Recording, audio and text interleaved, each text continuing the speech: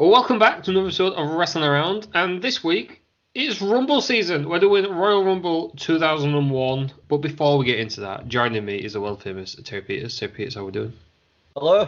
Yes, very fine, thank you. If you'd have caught me about 20 minutes ago, I was eating some toast, I would have been Terry Toast. So. I would have been Toasty Peters. Why would it have been toast? Toasty Peters. No, I'm not Toasty Peters. I'm bloody freezing. It's cold, isn't it, today? Big Terry. toast freezing on my right foot. I can't think of a clever cold. Terry Cold is all I can come up with on the Terry spot. Yeti. Terry Yeti Peters. It's the Yeti. Oh, Christ. Well, we're not doing that. We're staying far away from WCW for the foreseeable future. Disappointing. Yeah, but joining me as well is WCW's number one fan, Lou. Lou, how are we doing? Yeah, I'm good. Good, thanks. That's not right. I'm quite pleased to carry that torch. I saw that. Terry Pop. Terry Pop. Yeah. We've got no video stream. That's just really out of context, Peter. So. Yeah, for people at home, Terry Just Peters. randomly call yourself Terry Pop. And I'm not going to explain it. That's it now. He's going to be called Terry Pop. Just a big fan of Iggy Pop. Yes. Yeah, it looks a bit like Iggy Pop. Remember from that? Was it car insurance advert? Something like that. Was it? Yeah. Does look a bit like him, doesn't he? Yeah. Big Papa Peters. Was that the one where you had like an Iggy puppet? Yeah, I think so, yeah. No, but that actually was Terry Peters who was a puppet. Yeah, well then it's all comes full circle to me. That should There you go. That's why I'm Terry Pop. Terry Pop. Christ. Lou, before you was rudely interrupted by Terry Peters, Bobby was about to say something. I was gonna defend WCW again, I think. Our friend of the show, Brian Alvarez. He was tweeting some absolute trash that Nitro started getting bad. Wait for it. When do you think, right? What year do you think that he said WCW started getting bad? 93.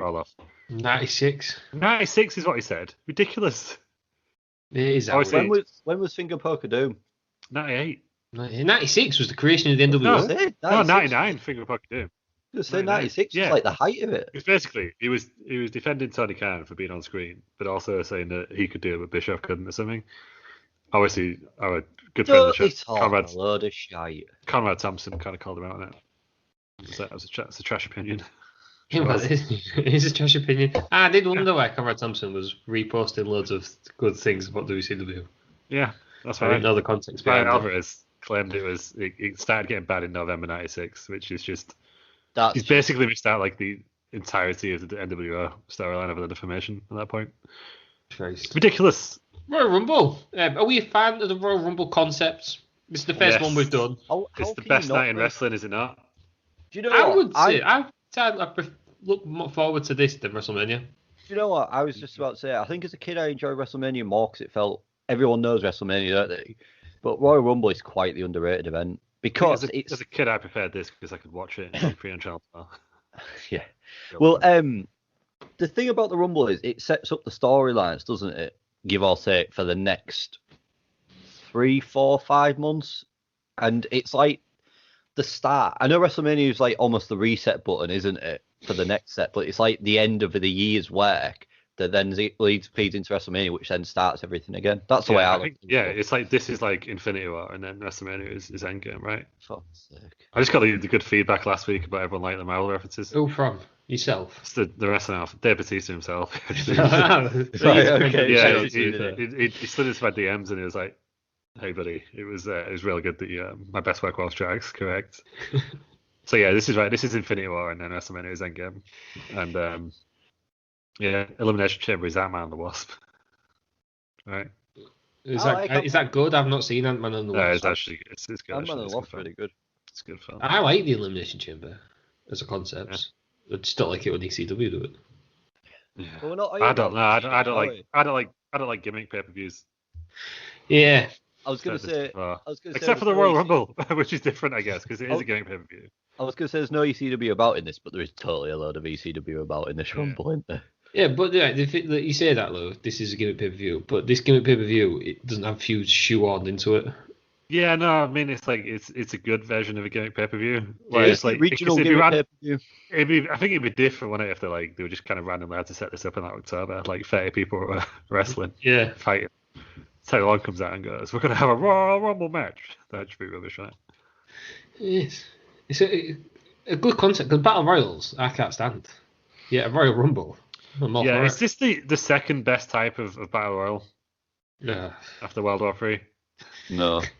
The thing is, there's something special about the Royal Rumble, isn't there? Because you just know that you don't know who's coming in, do you? Apart from one year when they weirdly put a graphic up with all 30 people in it and ruined it. That was rubbish. That was I the can't first remember. speaking of ECW ruined things, that was the first year ECW was a thing. Was that the first one? Like Yeah. I said, that was the only year they ever put a graphic up. I remember pausing it and counting, thinking there's 30 people there, so there's no surprise whatsoever. That was crap. It's very disappointing. That was like 2006, 2007, I think. The thing about the actual Rumble is it's brilliant. Like you genuinely don't know who could turn up at any point. Yeah, and the we've thing got is, a couple like, in this, haven't we? To be fair. Yeah, for wrestling fans with a short attention span, like myself included, it's great because every 90 seconds something's happening. Yeah, that's true. But that's it. It keeps you on the edge. Whereas a Battle Royal, everyone's in from the start. And you can't see what's happening. Yeah. But it's just, it's 3 rings, 60 men. You're wrong. Oh, Christ, you can't see. Yeah, I don't know how you can even defend that because that was a nightmare from start to finish. It's great stuff. So what are you going to do? I think it was a match that was just too big for one ring. Yeah, that's true. 3 giants in every ring, and didn't one go out real early? Or... Yeah, 2 did actually, didn't they? Yeah. One was actually a giant. It was Hulk Hogan. But, one was a Yeti. The Yeti! It was the other guy. It was the other giant. The giant. The giant, yeah. Yeah, but that's in the archives. If anyone wants to go listen to that absolute car wreck, I'm guessing we're going to do another one at the same time next year. There'll be another one coming in November. Don't you worry about that. So there's no car wreck here. No, this is. I would suggest one of the better Royal Rumble, as in a whole Royal Rumble pay-per-views, not just a match. The actual pay-per-view itself. There's one match that I'm not a fan of, which you'll know what it is straight away because you've watched it. So. Yeah, I know exactly what you're on. And we'll get there in due course. Terry Pop. Terry Pop. Terry. I don't know. Terry would have. I only learned as well when researching the star ratings that Dave Meltzer gives a star rating to a Rumble. I think that's a bit harsh. It's frankly it's ridiculous. Yeah, that's what it is. The whole thing is ridiculous. But again, we'll get to that when we get to the Rumble. I don't think they ever really creep above like 3.5, 4 day, which is just. I don't know. It's a hard thing to do. It's over an hour though, so he probably gives it 7 stars because he just longer wrestling's better wrestling. I can tell you he doesn't. Definitely doesn't do that. Because I remember you give the one at Nakamura, which I think was one of the better modern Rumbles. You gave it like 3 stars or something, which is just very disappointing. I think he just gives them all that rating because you know what? Because you always get the mixture of good and bad, don't you? So that's fine.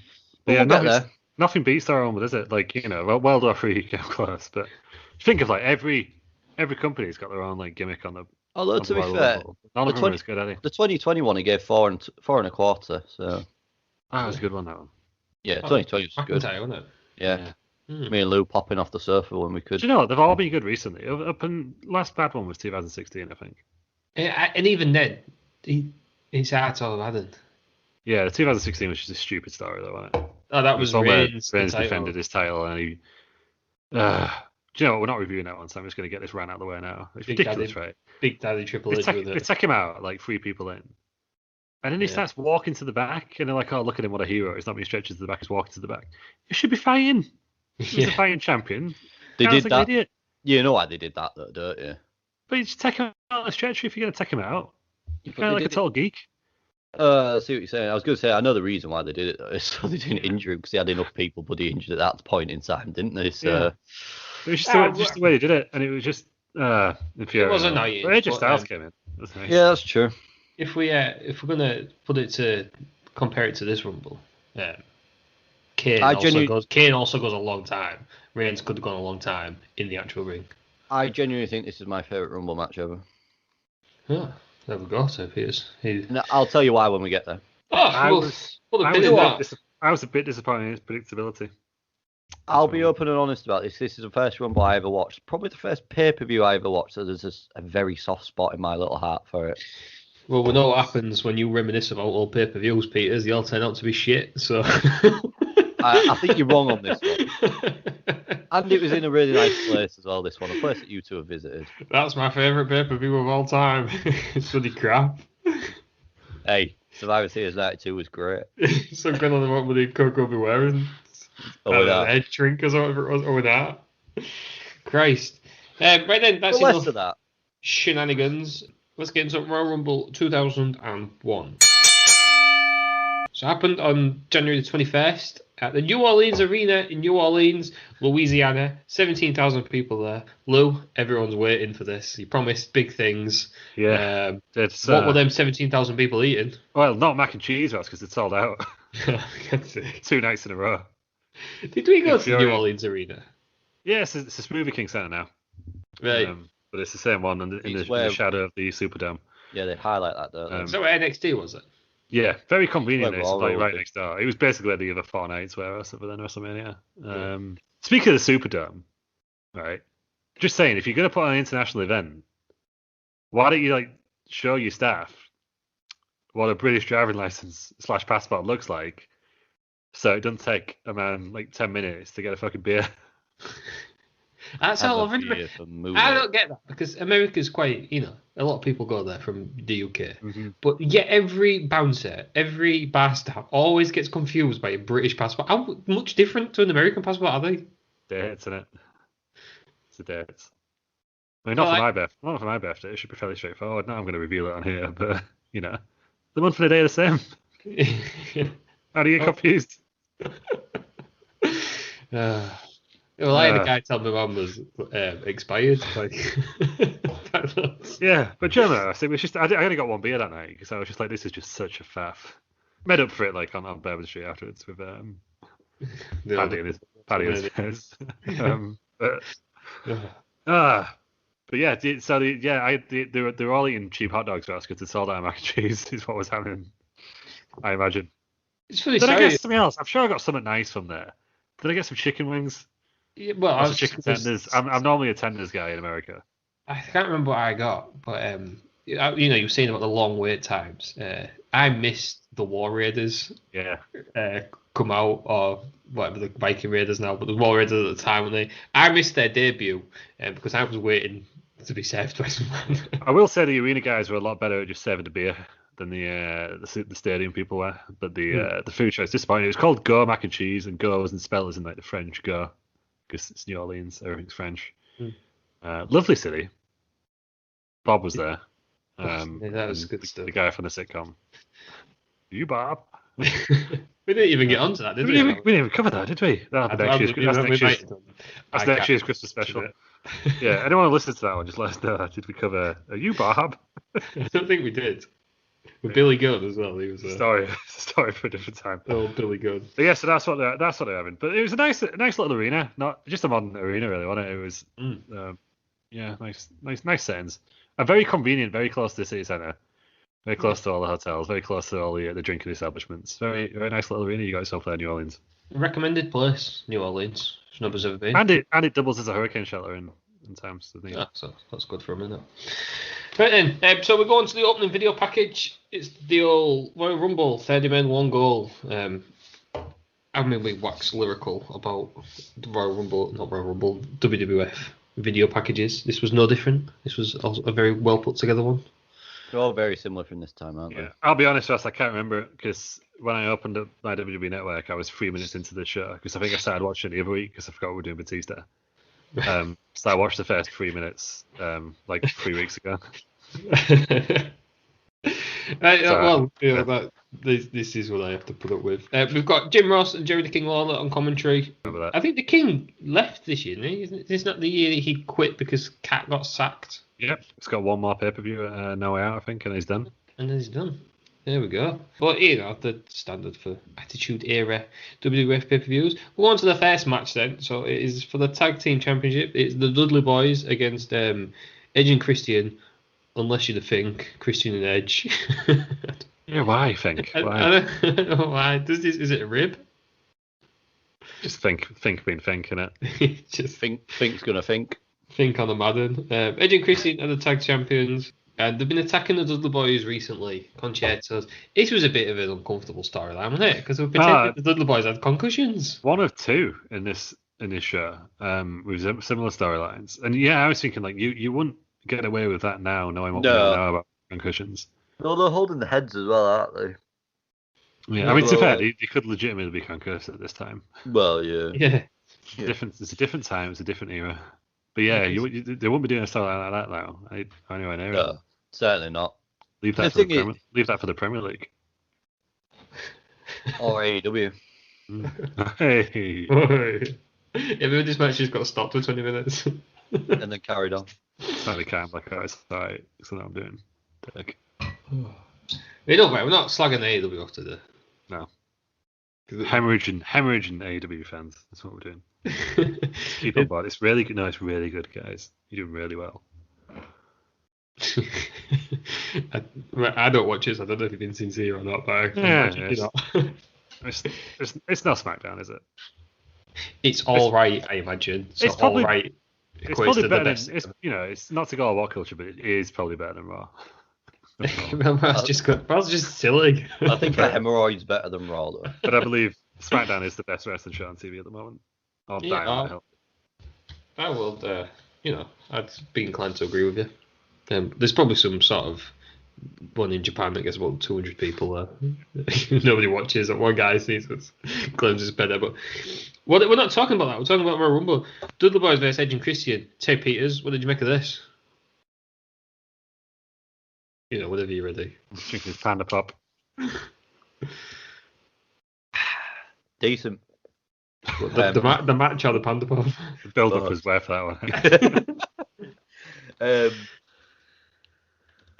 Yeah, I don't know. I thought it was a decent opener, to be fair. I for some reason in my head had it that it was a tables match. Yeah, that was the year before. I thought the same thing. Yeah, I didn't know where I'd got that from, but the storyline was a little bit uncomfortable, wasn't it? That we've discussed with the old concussion thing.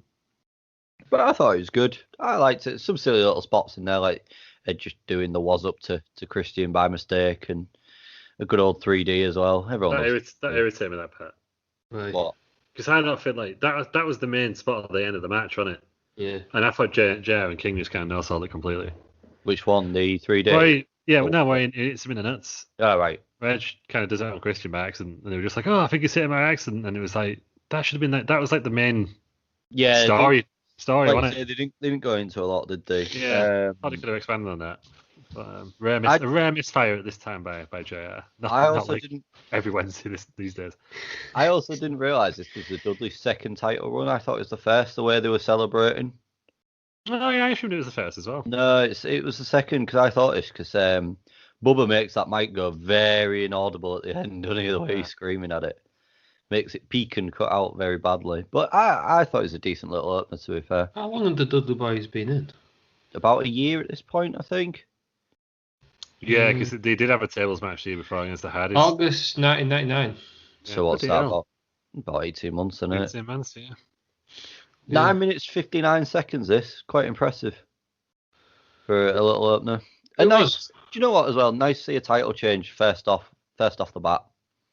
I've got no issues with that. Edge and Christian split up this year, and the Dudley Boys they have a few more runs, because they joined the Alliance. Yeah. Christian joins the Alliance. Big Davey gave WCW wrestler Christian. Yeah. Big Davey gave this 2 3/4. It was better than that. For the first match, I had to give this 3.5 at least.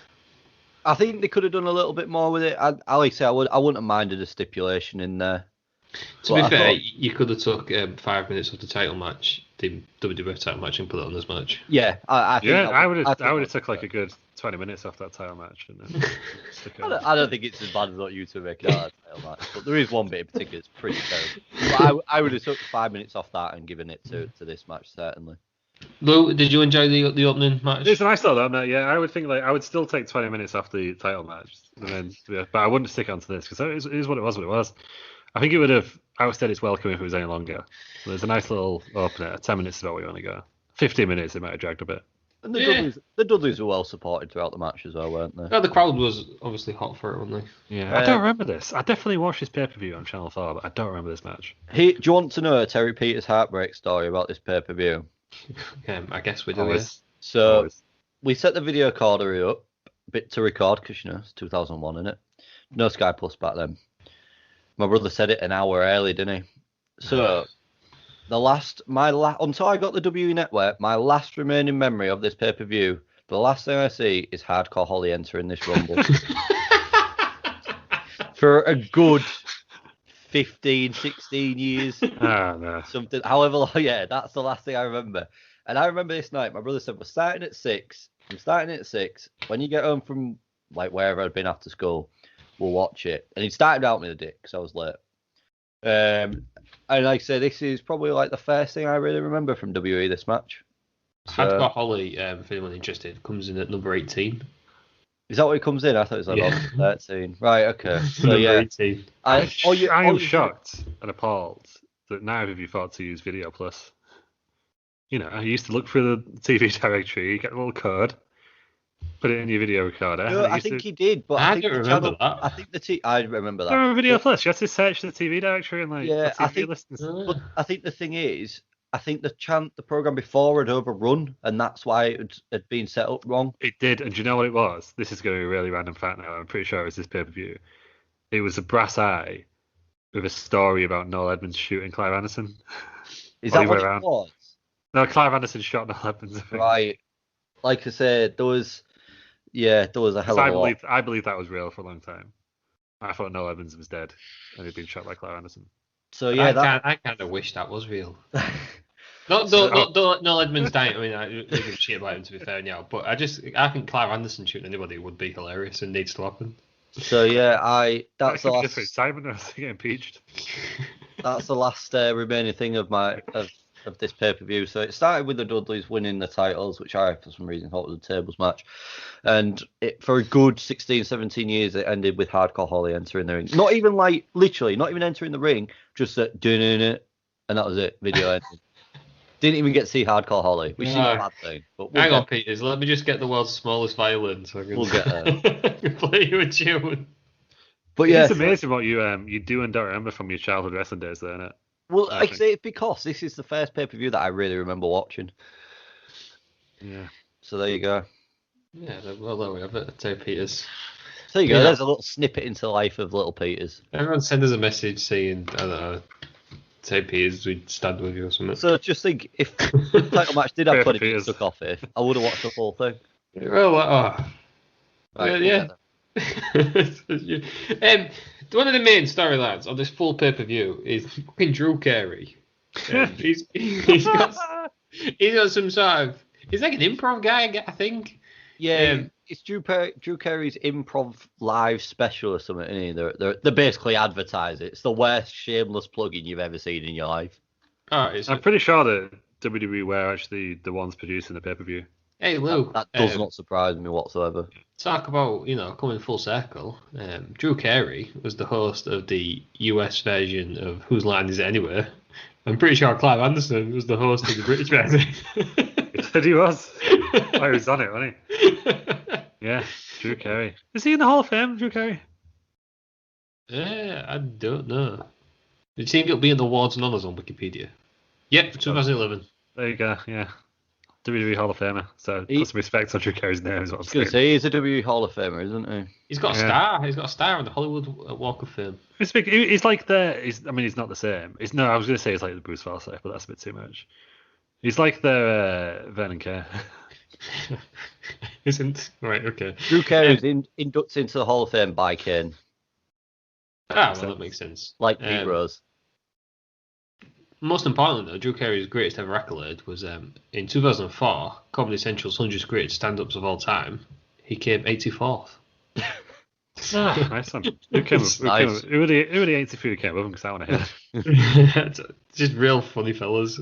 Joan Rivers. Yeah, probably. She was 83. Yeah, but there we go. But yeah, I'm pretty sure. Yeah, he was like WWE had something to do with the pay-per-view special. I was going to say there was obviously something going on, wasn't there? Yeah. I'm just reading about Drew Carey's life now. Did he present Price is Right? He once made a bid of $25,000 in a charity auction for the @Drew Twitter account. He then increased it to 100 grand if the number of followers. So he increased it to 100 grand if his followers went to 100,000, and then he'd do 1 million if he hit 1 million. And it doesn't say whether he did. Who's got it? It's a Drew Scott fan page, followed by 370 people. His actual Twitter handle is @Drew from TV. There we go then. Go follow Drew Carey. I mean, this was 2009, so I'm guessing he hit the million. But good on him for offering $1 million.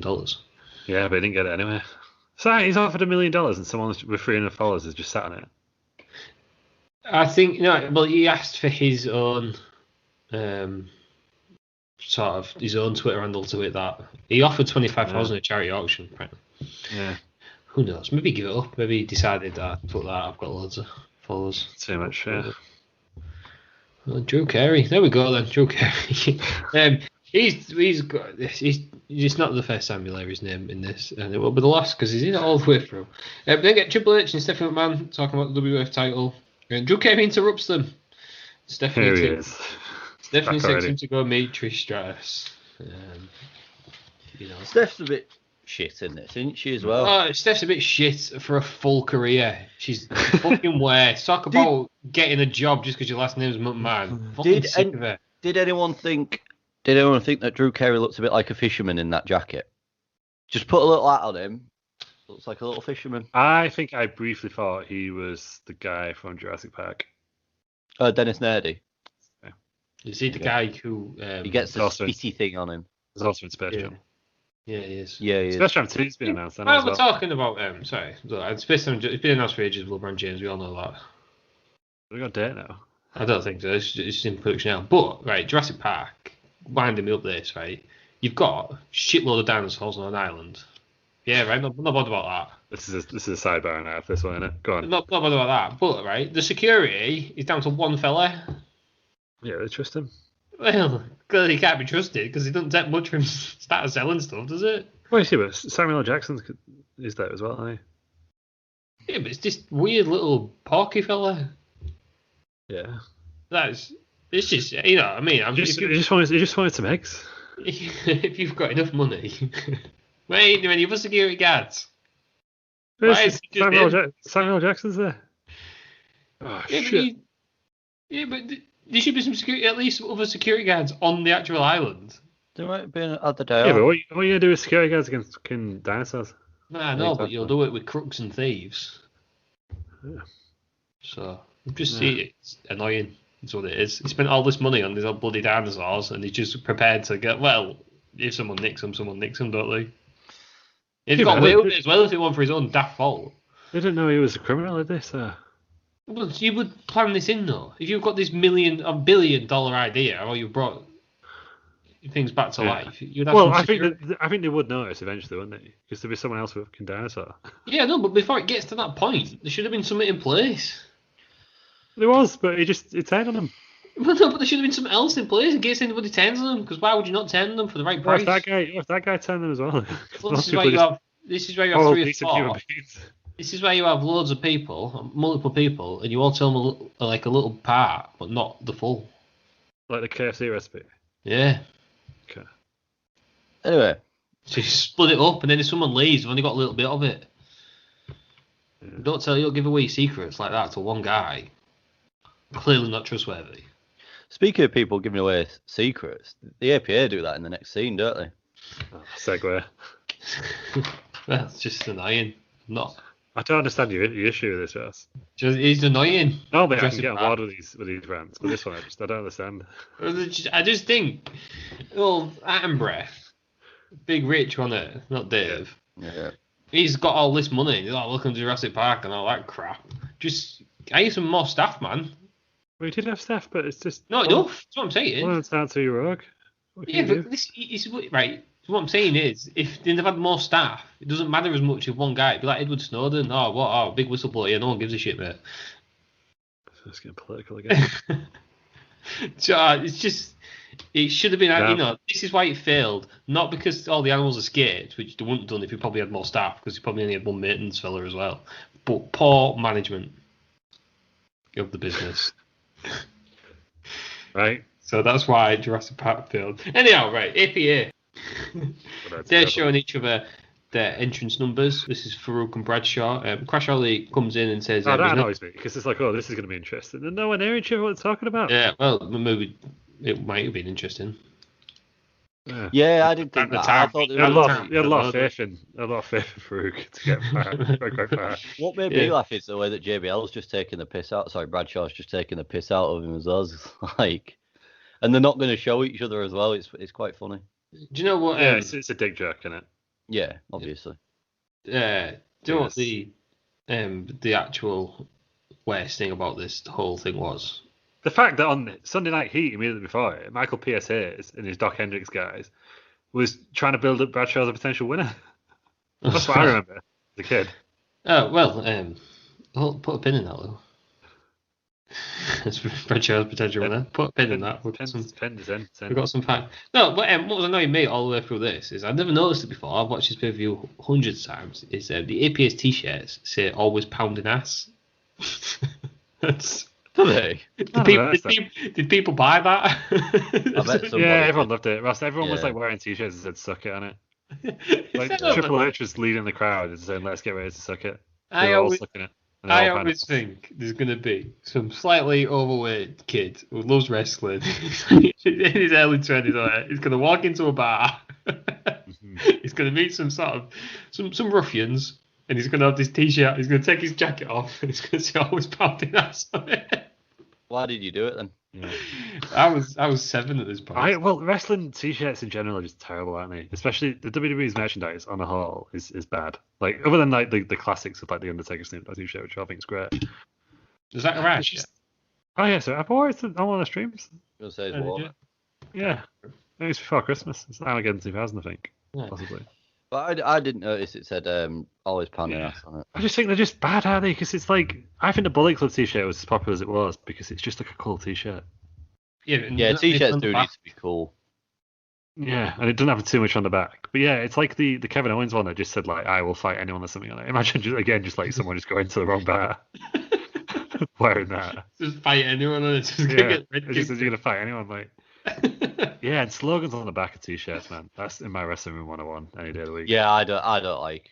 I'm not much. Because do you know why? If someone's got anything written on the back of a t-shirt, I immediately think that's a wrestling t-shirt. Yeah.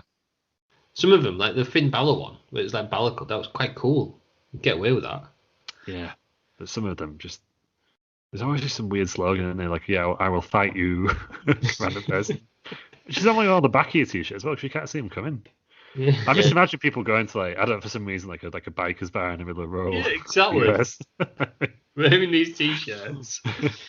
Howdy, fellas. How about a drink? And then someone just turns around, says you'll fight anyone in your shirt. You fight me, and then chaos ensues. No, to be fair, I did probably would prefer that because it's where men and men. You know what? I realised that I don't think I like the Undertaker. Get over yourself, pal. That's my takeaway from this week in general. Get over yourself. Even this pay-per-view, to be honest, there's a bit of the Taker really annoys me, but we'll get to that at the end. You, to be fair, you despise Undertaker of this era, don't you? I do. Yeah, so just what's he riding his bike for when he gets eliminated? He just pops out. I did think about that because that. It causes a kerfuffle. Everyone's looking at the back and going, "What's Taker doing?" It's just riding off. Because you can hear it. I guess they need to set the bike off, but surely you get the production staff just wheel it off once it's in the ring. I thought that's what had happened. He just comes out. He gets eliminated. He's like, well, guess I'm out. And just gets on his bike and rides off. It's ridiculous. Yeah, it's pretty ridiculous. Right then, we'll go on to the next match then. It is an Intercontinental title match. It's a ladder match. It's Chris Jericho, and he's going to try and beat Chris Benoit, the current champion. I mean, I don't really like dwelling on Chris Benoit matches. Oh, this match is great. I'm not having anything bad said about this match. It's quality. Oh, what about the guy who murders his kids? Yeah, I'm not saying anything good about him. I'm saying this match is quality. He's a piece of shit. I can't watch him. I don't like him. So you want to talk about it? I will say though, this is, I think we've said it before about the old Meltzer. And he sometimes gives annoying star ratings to WWE matches. Yeah, he's giving an annoying star rating to this. 4.75. Yeah, he can fuck off with that. This is a 5-star match. This match is unbelievable. This is Jericho's best ever match. Is this both of theirs best ever? Probably. Best ever match? This is. It's so fast paced. It's straight on the blocks, and you can just feel there's a genuine hate for each other back through the storytelling. I think this match is absolutely incredible, and ingenuitive spots as well, like the walls of Jericho over the top of the ladder, and that takes some balls for Benoit to allow Jericho to do that when you could literally slip on your head if it all goes wrong. Right, Peters, you said that spot, and I wasn't going to talk on this, but that spot annoyed me. Yeah, Walls of Jericho on the ladder, cool spot. Lets Benoit go. Benoit just stands up and pushes the ladder over like that's happened. Not enough selling. That's where the quarter's gone for me. There you go. That might be it, to be fair. Might be it. Some of the selling was ridiculous, and someone's fallen off a ladder and they don't sell it. What's it? It's hard on a two-person ladder match. Benoit's dive through the ropes and just gets a chair clean to the Swede. Well, just an unbelievable sound. That's regrettable, isn't it? Well, it's like Joey Styles' commentary against Mike Awesome, but it's happened, doesn't it? I think I was going to say, the Jim Ross is giving a lot of credit to Shawn Michaels for the ladder match. No, not Brett, who invented the damn thing. What's going on? He's gone. I think he's gone, hasn't he? Yeah, he's in the feud. Was he still in WCW? I don't know what's going on with WCW at this point. They were just nearly dead, weren't they? Nearly out. Yeah. It's weird to think, really, isn't it? But rest in peace. And the ladder gets seesawed into Benoit's face, doesn't it? Yeah. I thought it's regrettable, obviously, what happened to one of the participants, because obviously, he's just, you know, he's tainted everything. His head went, he's tainted everything. But enough about Jericho supporting Trump. Another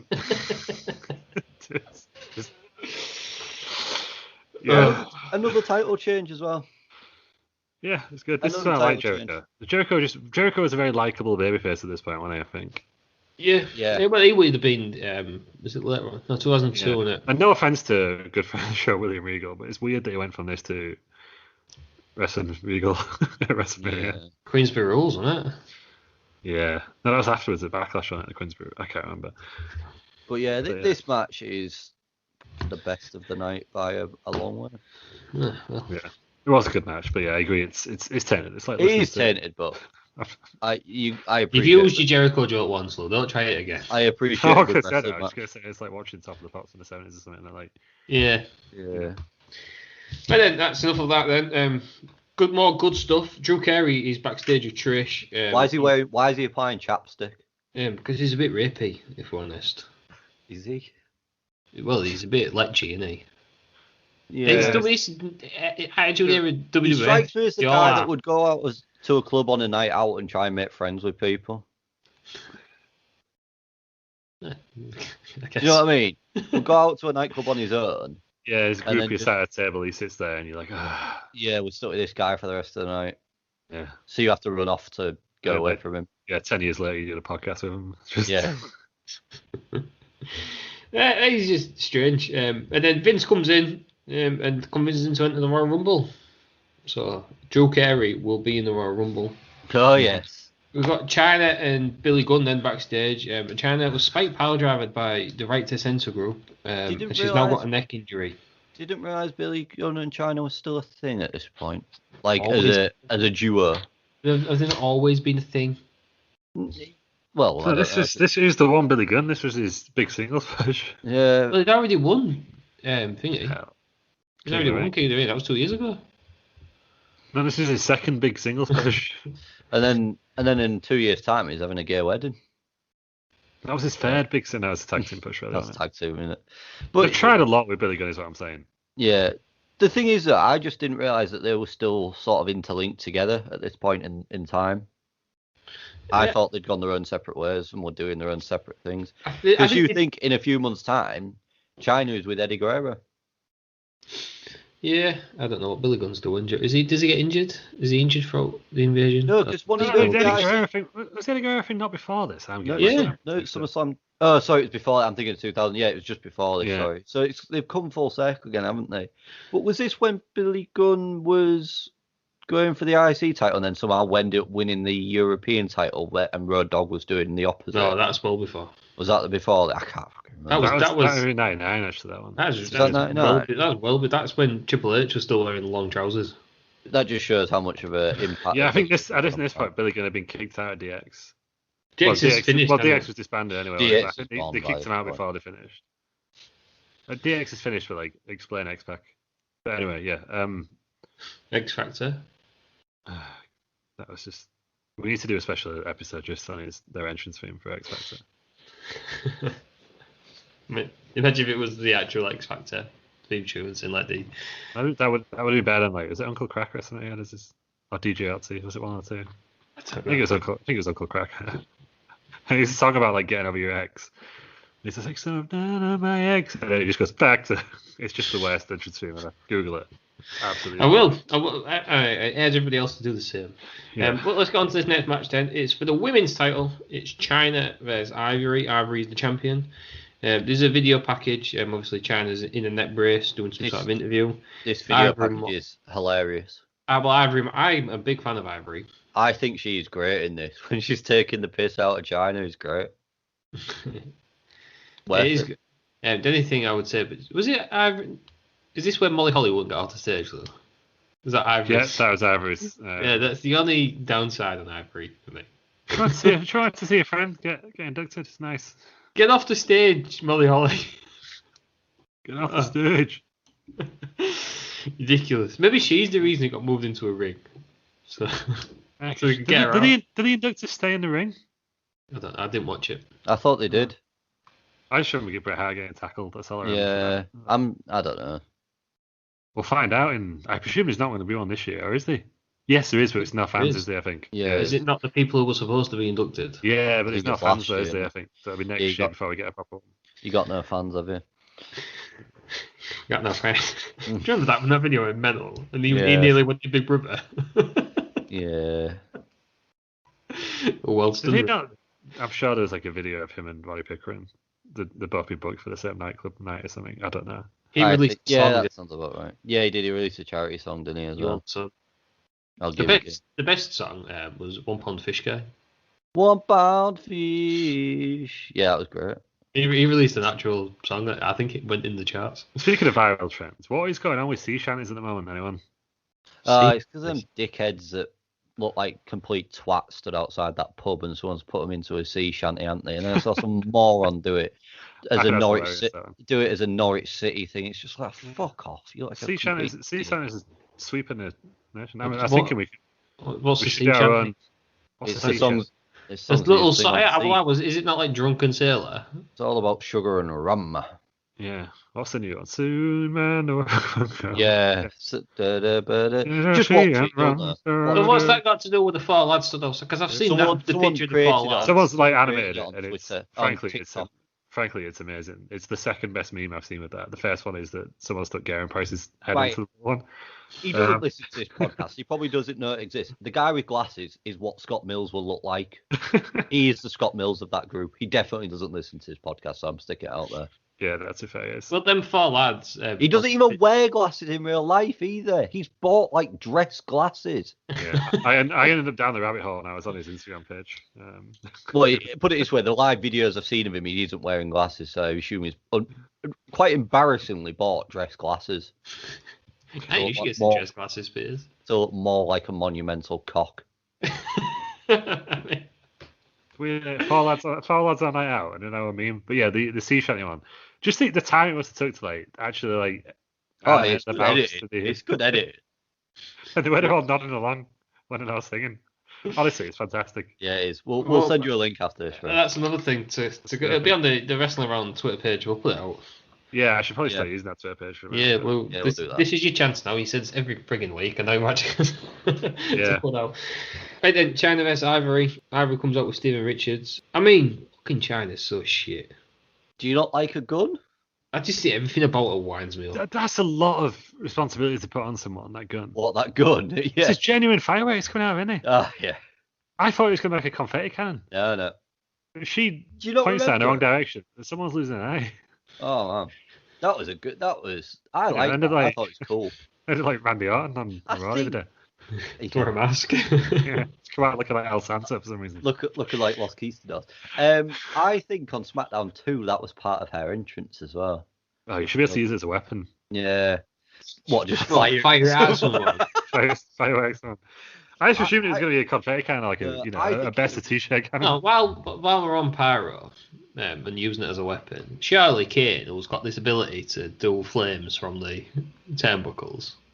So if he was that against Jeff Hardy goes up there to do a swanton bomb, bang. It's cornhole on fire, is that what you're suggesting? Well, you'd use it. I won't waste it. Maybe he only gets to do it once. I won't waste it. Well, as the other day on Raw, Triple H confirmed that there is nothing wrong with setting your on fire. You got to do what you got to do to win a match. Yeah. Exactly. If he's got this supernatural ability, I'd be using that all the time. Same with Big Tick. You know what I mean? Use your lightning. He's not actually very good with fire, is he? Kid, no. Because he got his face burned and then he got set on fire in an Inferno match. Yeah, he always loses Inferno matches. He always seems to get set on fire, so he's probably best staying away. For him to win then. So any time anybody goes up No, because then he'd be that stupid that he'd put his face in front of it, like trying to lift him, and then do that with his arms anyway. Well, you know. Kane, stay away from fire. Make it out. Yeah, it happened to Undertaker once, didn't it? And his entrance went wrong, and it came. Elimination Chamber. Then he had to run into the chamber, and he was getting doused on it while the match was going on.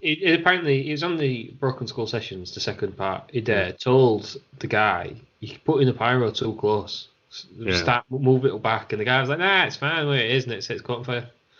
And Triple H got ice burns, didn't he, from ice at one of the WrestleManias? Oh, yeah, I remember that. Second degree burns? Yeah, dry ice on it. Because I'm thinking it's weird that he's got this glowing stuff on his body, what's going on. But yeah, it was dry ice. Yeah.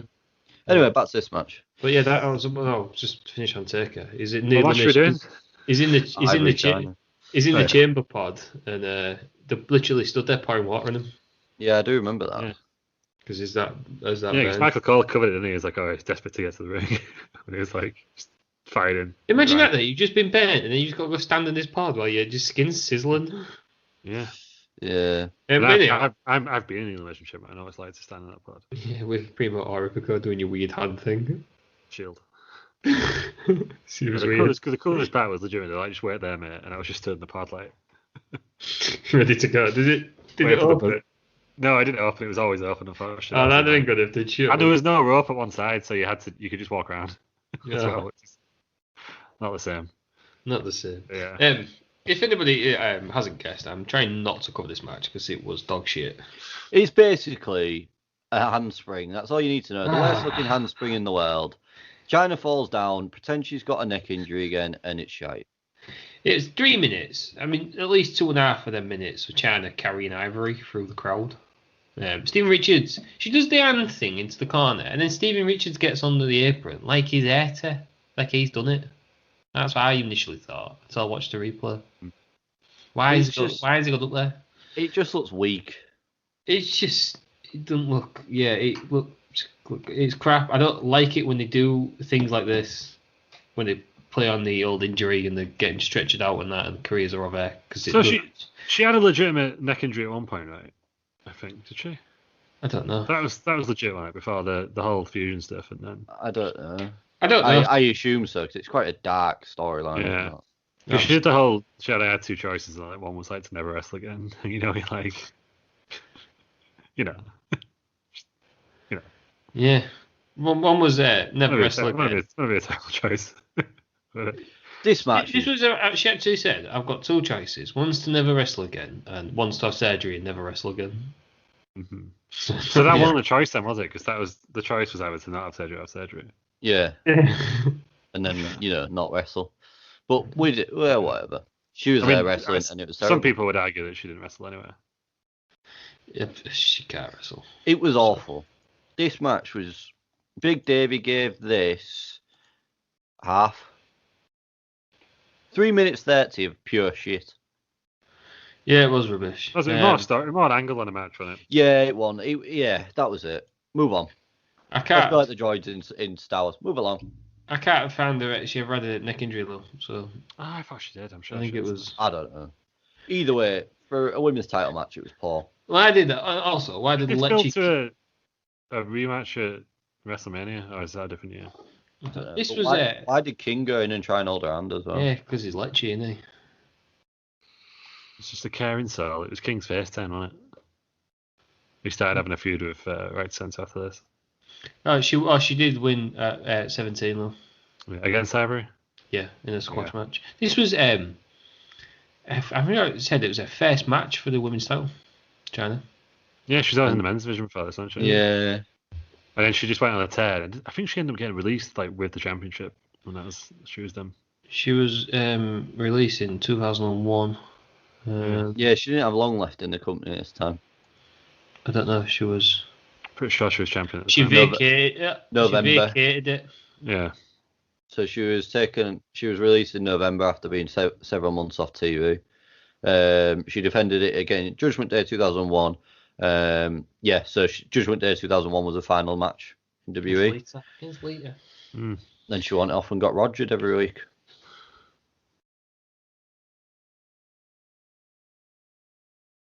Drew Carey is in the back. He's trying to talk to Kane. Kane's not having any of it. I just love the fact Kane, you're at a wrestling event and Kane's like this real mysterious dude and he's just hanging about in his mask. Yeah. I imagine it's quite scary. And then we go on to Tiger Ali Singh. He can't decide whether it's D'Lo Brown or Chaz who's going to enter the Rumble. I had to Google that. It was the other guy. Who, Tiger Ali Singh? No, Chaz. Oh, he was Low down. He was. Yeah, they were Mosh and Thrasher, weren't they? What was Meat Cleaver, Beaver, something like that? Beaver Cleaver. Oh, Beaver Cleavage. That was the one. Yeah, that was weird. Tiger Ali Singh is an odd character as well. He basically came about in 97, 98 time, I think, and basically had a manservant called Babu. It was just like the Indian $1 Million Man, wasn't it? Yeah, pretty much. Yeah, you would basically pay people or pay Babu to do stuff. He never really got off the ground from what I've seen of him. And was he not? I could not believe he was still in the company at this time. It's Kurt Angle's debut on it. What I've seen of him, he was rubbish. Yeah, he had a thing where he was going to pay someone to run blood and nose on the American flag, and it was Kurt Angle. A Pittsburgh thing, and it was like a little angle, and that was like Kurt Angle's first thing with WWE. He didn't do it. He ended up rubbing his nose on the Indian flag instead, I think, which is quite disrespectful when you think about it. Yeah, I was disrespectful. But did he not have like a famous dad or something? And his dad was really good at wrestling. Yeah, they did used to mention his dad back in the day, but it is a weird one. Tiger Jeet Singh, that's his dad. Yeah, I think his dad was supposed to be really good. Yeah, but like I say, to me, it's an odd character to still be kicking. He was there for 5 years. So, why does he rank in the Indian wrestlers? The signing was announced at the press conference in the Sky Dome in Toronto, so it was quite a big deal then, by the sounds of it. Does he rank number 2 for Indian wrestlers? I can only think it's 3. You have to say Indian heritage because I believe, like Jinder Mahal, he's also maybe 3 then. So Jinder Mahal number 1. Great Khali. Great Khali's got multiple title reigns, hasn't he? So. Great Khali. Would you put the Bollywood boys up there? Well, they're on the there's an Indian Network special on Tuesday, isn't there? Yes. Yesterday, do you mean? Yeah, but it's airing on Tuesday. Oh, right, I see what you mean. Kayfabe, yeah. Yeah, yesterday it was good. Or it was bad, Peters. Yeah, or it was bad, so. You need to just have a good or bad. I can't believe. We're not going to have time, are we? So we'll leave it. It was good or bad, viewers. I hope you enjoyed it, or I hope you thought it was shit. I can't believe that thing that happened. I know, that was mad, that, wasn't it? I know. And the thing that didn't happen also didn't happen. It's already been said, so we could just check the results if you wanted. No, because you're no fun. Yeah, speaking of no fun, it's no fun for Lowdown. Tiger Ali Singh decided. Well, they won a match on Heat, which you probably got, Peters, if you started recording early. No, it was just that thing before there was no Heat. Yeah, they beat Carey and Ty in 1 minute 57. And that was to see. So one of them teams then got one spot in the Royal Rumble. Obviously, Lowdown won. That's what Tiger Ali Singh was going to put one of them in, and then Vince says, "Nah, soz mate, promise that you'll have a spot, but you've gone." Drew Carey. So, yeah. So Drew Carey's definitely in. Just out of interest, who would you two have put in out of Chaz or Dealer? I'd have put Dealer. Yeah, well, I don't really know what Chaz filler is. I'd have put Tiger Ali Singh in. Do you reckon do you reckon they knew that was going to happen, or do you reckon that was Vince legitimately telling them? I hope it was. I hope that was Vince legit telling them, but I don't think it was. I wouldn't be surprised if that was Vince just legit telling them on TV like that. Yeah. I thought this was the Royal Rumble. Like Ty kept running in and getting chucked out. No, that was last year. That was the year before, wasn't it? Because doesn't one of them hit his face on the ground? Taka lands on his head. Yeah, he didn't wrestle again, is he, after that Taka? I mean, he wrestled in the heat of this pay-per-view, so... Yeah, I'm maybe out for a while then. So you've just literally like... I thought it was a really bad injury, unless I'm thinking of something else. I think you're thinking of somebody else. Yeah, I don't know what you're thinking. I'm sure there's a Royal Rumble spot where he just, yeah. Well, considering he carried on wrestling to he's still wrestling now. Maybe it's not him then. I'm sure it was a really bad. Was he not out for a while after that? At least. I don't know. I might be fucking helping up. He's thinking of somebody else. No, I'm definitely thinking Taka, but maybe I just He was wrestling again on the severity of his injury. against Triple H on April the 10th in 2000. So I think you're totally wrong on this one, Lou. That's 3 months, isn't it? It's a long time. And they were at WrestleMania 2000 as well. That's 2 months. It's a long time. I don't know what you're thinking of, but No, I don't know what you're thinking of. But you're wrong. Uh, It's what we could gather from that. But speaking of Will being wrong, moving on to, I think my favourite part of this full pay-per-view is Triple H getting real intense in the mirror. Yeah, that's weird. What was all that about? Like, Lou, you clearly can't remember it. He like goes. I think I was making a sandwich at this point. He basically like, I don't know, snarls at himself. Snarls at a mirror. Growls at himself. Yeah, because it's like Simon and the in between just going, I'll grrr. That's literally what he does. It's a bizarre thing. It was weird, and I don't know why it was there. And then It they're didn't like, need to Triple be H there. is fired up. The thing is, there's better ways to fire someone up. Just show him like punching a door or something. Do you know what I mean? Headbutting Headbutting a door. Yeah, Not snarling into a mirror. not snarling into a mirror and being weird. Then we'll move on then to the title match that Triple H is in. That was the last time we're going to see for Triple H. It's Triple H vs. Kurt Angle. Kurt Angle is the WWF champion. Triple H comes out with Stephanie McMahon. Kurt Angle comes out with Trish Stratus. You missed the build-up package. Have you got things to say about it? It's far too much focused on Steph and Trish. You rudely interrupted me, Terry Peters. I was going to say, what was the bigger angle? Trish vs. Steph or Kurt Angle vs. Triple H? There's a video package through this, and it doesn't make any sense. It's like two stories in one, but it's concentrating more on the weaker story than it is on the big story of the title. That's because she's a McMahon, and she's the most selfish person. No, I know that, but do you know what I mean? You just think, like, who has thought this is a good idea? Vince. Continue. Same Vinnie Mac who wanted to put himself in an incest storyline with his daughter. Continue. I mean, this match goes on the same as the video package, where it's just like, oh yeah, there's a WWF title match, but look at these two women fighting. Yeah, it's like 3 segments in one 24-minute block. I mean, 24 minutes was far too long. 24 minutes was far too long. About 5 minutes of that was Trish and Steph rolling around. Vince coming out and picking somebody off. A couple of shades being thrown at Linda McMahon as well for being in a comatic state. Which, great. What? Yeah, but how good was it when Linda stood up? Yeah, no, that's what I mean. It's great. But like you say, I didn't realise she was actually in like this coma at this, or whatever it is. She's in a wheelchair. No, it was in the storyline. Vince was drugging her. Right. Is that what I knew he was doing something, but I couldn't remember what it was. But I knew she was in a wheelchair. Vince wrote this. You can just imagine being like, God damn it. He was sedating his wife so they could have an affair, basically. It was sedated state, not comatic state. Well, she was in the chair. She's getting pushed around by Trish when she. Yeah. But like I said, it's weird because Triple H tells Steph not to get involved in the match. And Steph being Steph fucking distracts him. And then it's like, instead of Triple H using his brain and just attacking Kurt Angle, and the referee just going like, come on, mate, we've got a match in here. Fucking hell, Hebner's encouraging it as well, just leaning over the ropes like that, seeing what's going on. I have this. It's a pile of shite. I have this theory that Al Hebner is genuinely one of the worst referees, as in like storyline wise.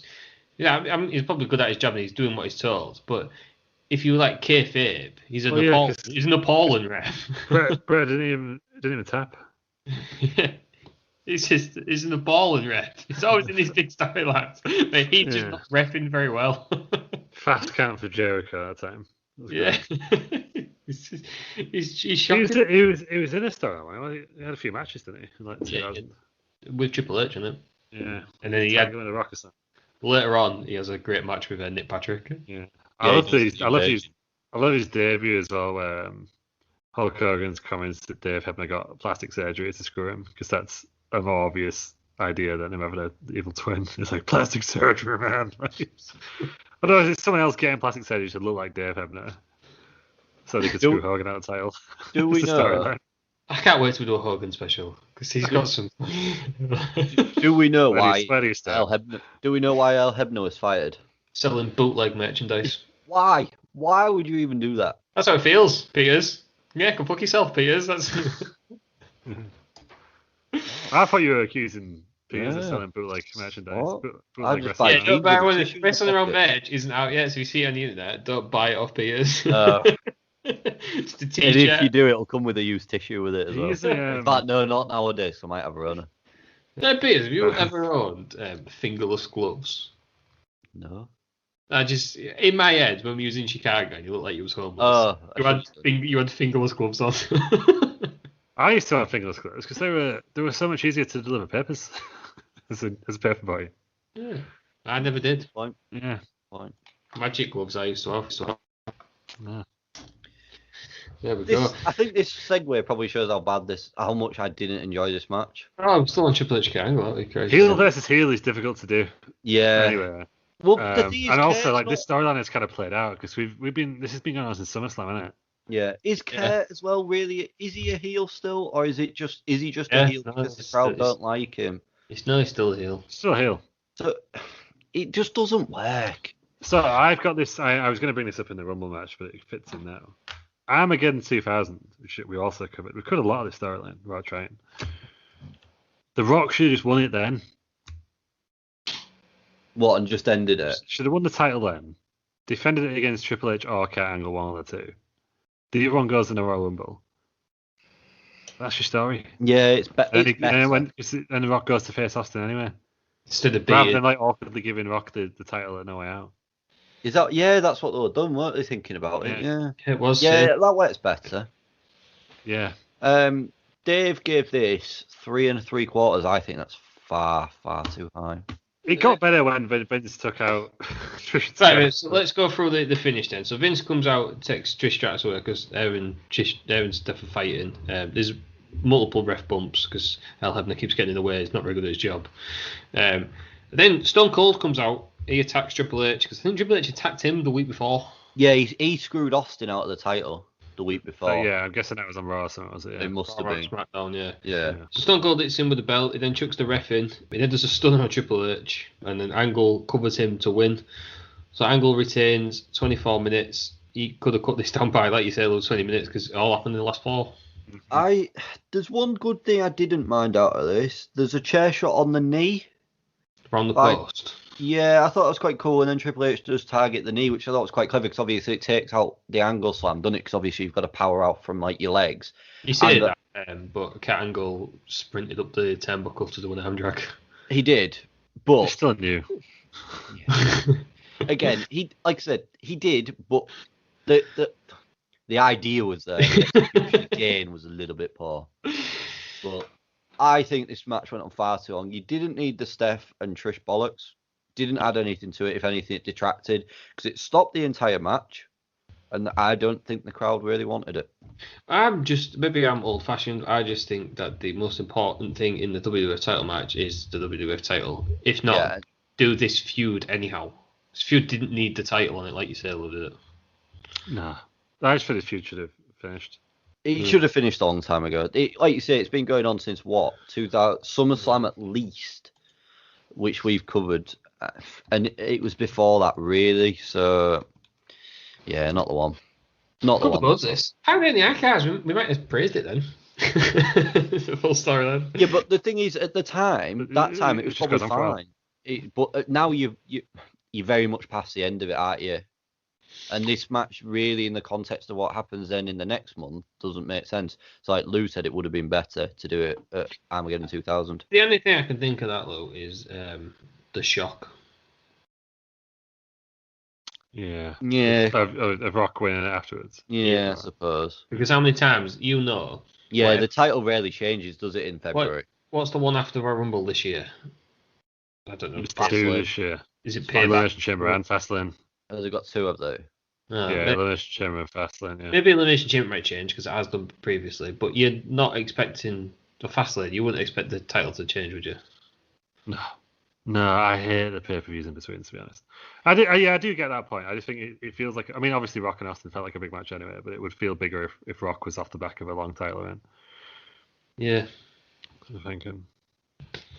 Yeah, that makes sense. But I guess if they're trying to make Kurt Angle, you've got to forget this is Kurt Angle's like first year, so if they're trying to make him look really. Yeah, and I think Kurt in his book as well said like he had a good year, but he knew at that point that he still wasn't WrestleMania main event and was like another step that he wasn't ready for.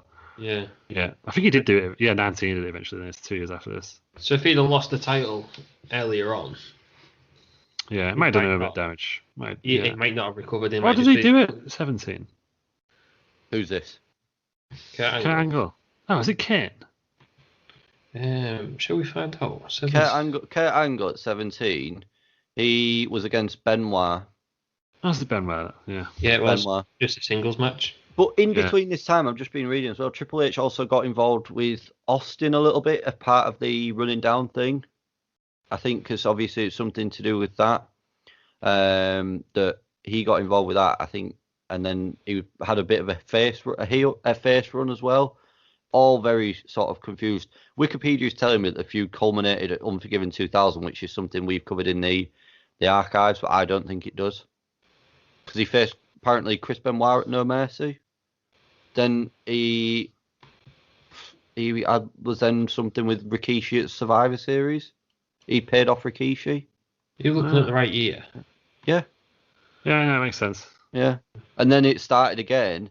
So November 2000, Triple H and Austin had a match at Survivor Series. So then that links into this. So I don't know if they maybe just plucked Angle out of nowhere, but it feels far too similar for what has gone on previously. Yes, but maybe it's because we're watching it in kind of isolation now. We weren't watching every week. Yeah, so maybe it did kind of feel more like it had finished and started again. Yeah, but even then, it still didn't need to go on this match. I just think heel versus heel is very difficult to do. And also the Royal Rumble as well. You can afford to stick a kind of a mid-carder in a title match. Yeah. Bob Holly. But yeah, like Bob Holly, because people are just paying to. I think Kennedy's had a title match at once as well, because it's just. People want to watch the Royal Rumble anyway, so your title match doesn't matter as much. Yeah, people are only there to see who's going to WrestleMania, aren't they? Yeah. So. Yeah. Oh, and then Scott Steiner. Triple H. That was a Royal Rumble, wasn't it? Yeah. Apparently it's terrible. I've not seen that one. We'll have to do that at some point. Yeah. So that's that match. Kurt Angle retains 24 minutes. So we've got an interview with The Rock. It's like every other Rock interview, but he name drops a few people. Big names who may win the Royal Rumble. Perry Saturn, Bull Buchanan, and Stone Cold. He loves a little tease, doesn't he, the old Rock. Anyone can win it, us. It's true. 30 men, 1 goal. Yeah, and then the Royal Rumble itself then. Oh, yeah. There's some pretty notable points in here. Jeff, imagine, mate, when we played that game, who starts the Royal Rumble? Who would have ever picked Jeff Hardy and Bull Buchanan? Yeah, it's weird, isn't it? Some years to do a big storyline right off the bat, and sometimes it's just 2 random people in it. I guess the storyline on this one was because Matt came in 3rd, so it was Jeff against Matt. What a bunch of geeks the Hardy Boys are. Idiots. Themselves. What are they doing? King was completely right, where it's like, why don't they just not fight each other? Just wait. Babyfaces always do this. It always irritates the piss out of me. Actually, no, any team in anything like this, they always turn each other far too quickly. Everyone's like, oh, it's everyone for himself. But no, get to the final two, and then it's everyone for themselves. Yeah, it is to the end. Matt and Jeff got 3 eliminations in this. They did indeed. They did some together. Yeah, they did. They did 2 together and then eliminated each other.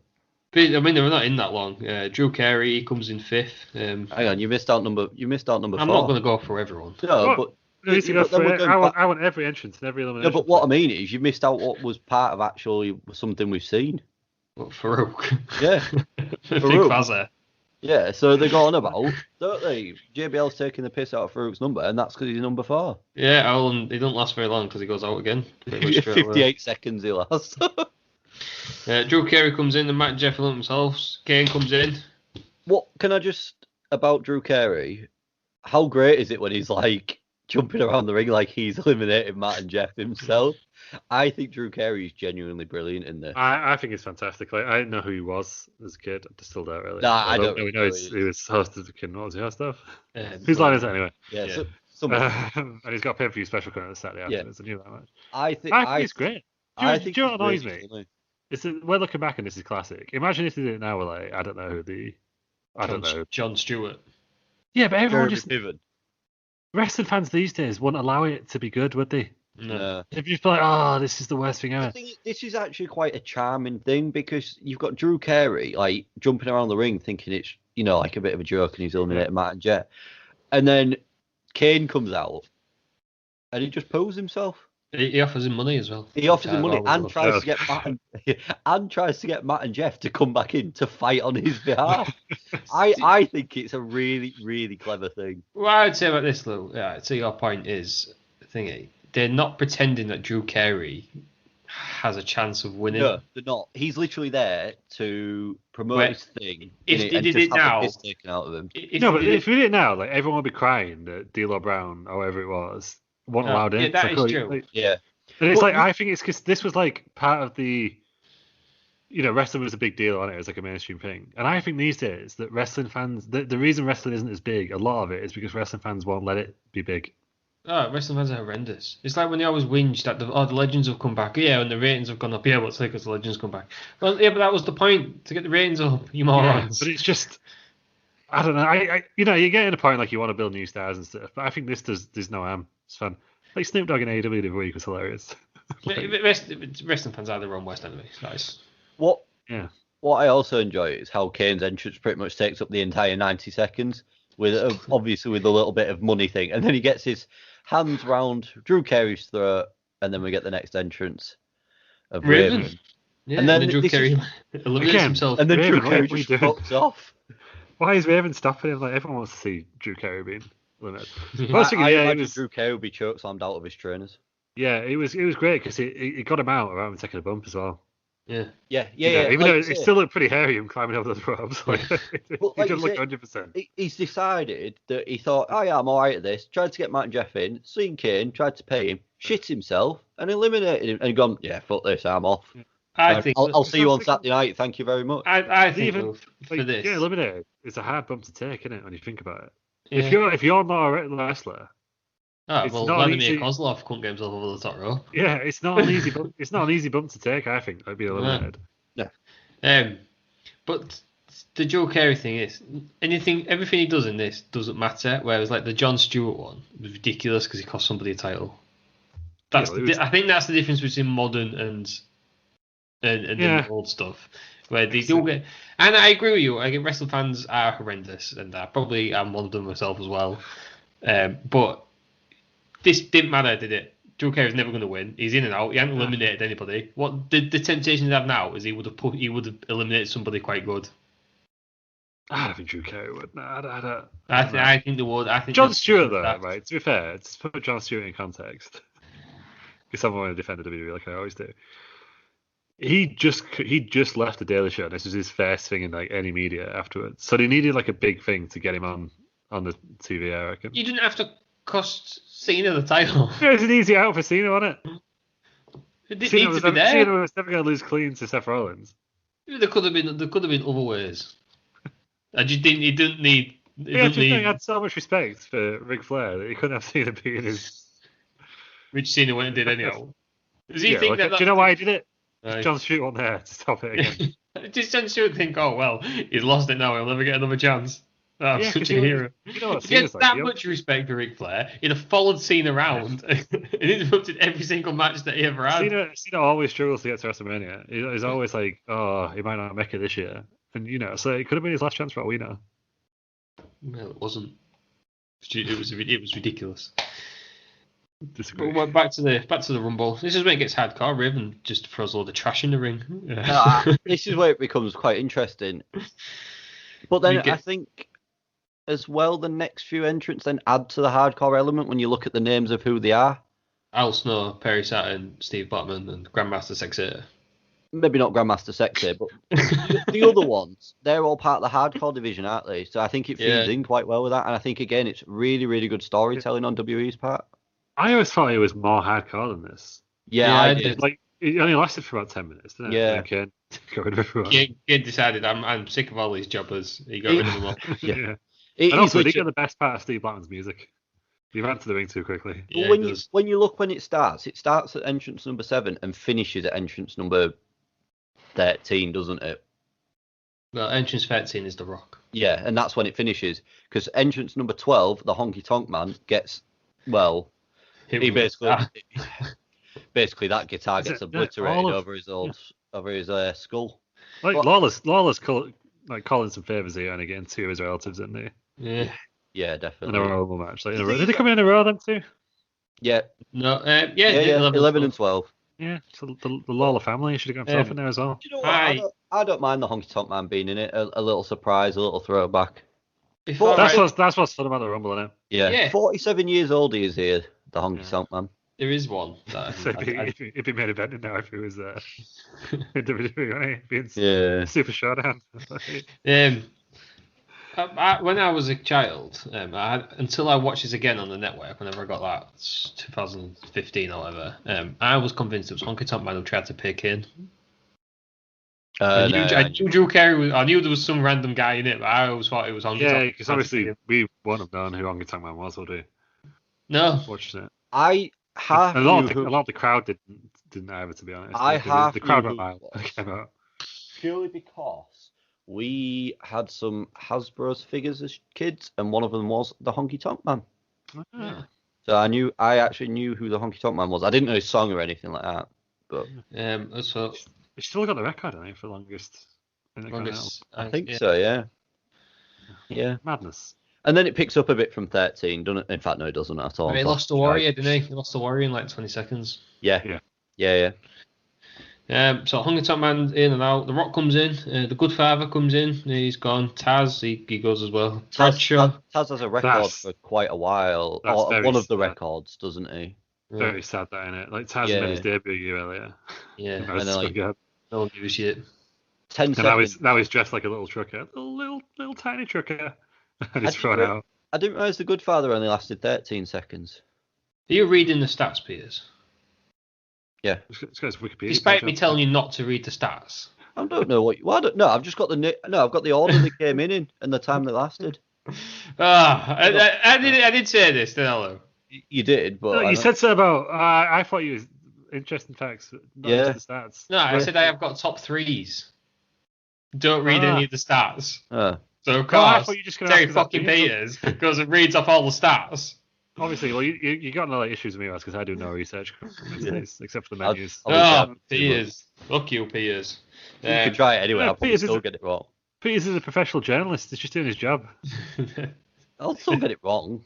So we've got Bradshaw, he comes at 16, he did not meet Farouk. When you look back at it, though, why were they saying it was a bit of a weird thing, that, wasn't it, when they're so far apart? Just to create intrigue, isn't it? Yeah, I suppose. We've got Albert. Yeah, very intriguing that. Fucking epic. Farouk and Bradshaw. Everyone's tuning in to see that. Well, you don't know when they're a potential winner according to Michael Pierce. Exactly. Hardcore Holly comes at 18. That's it. Rumble ends. Yeah, that's it. Then after that. Right, so what would you give the overall event out of? 4.5. There's the big other notable people. Regal comes in. The Big Show comes. He makes his return. He eliminates a couple of people. Crash Holly. I didn't realise he was missing.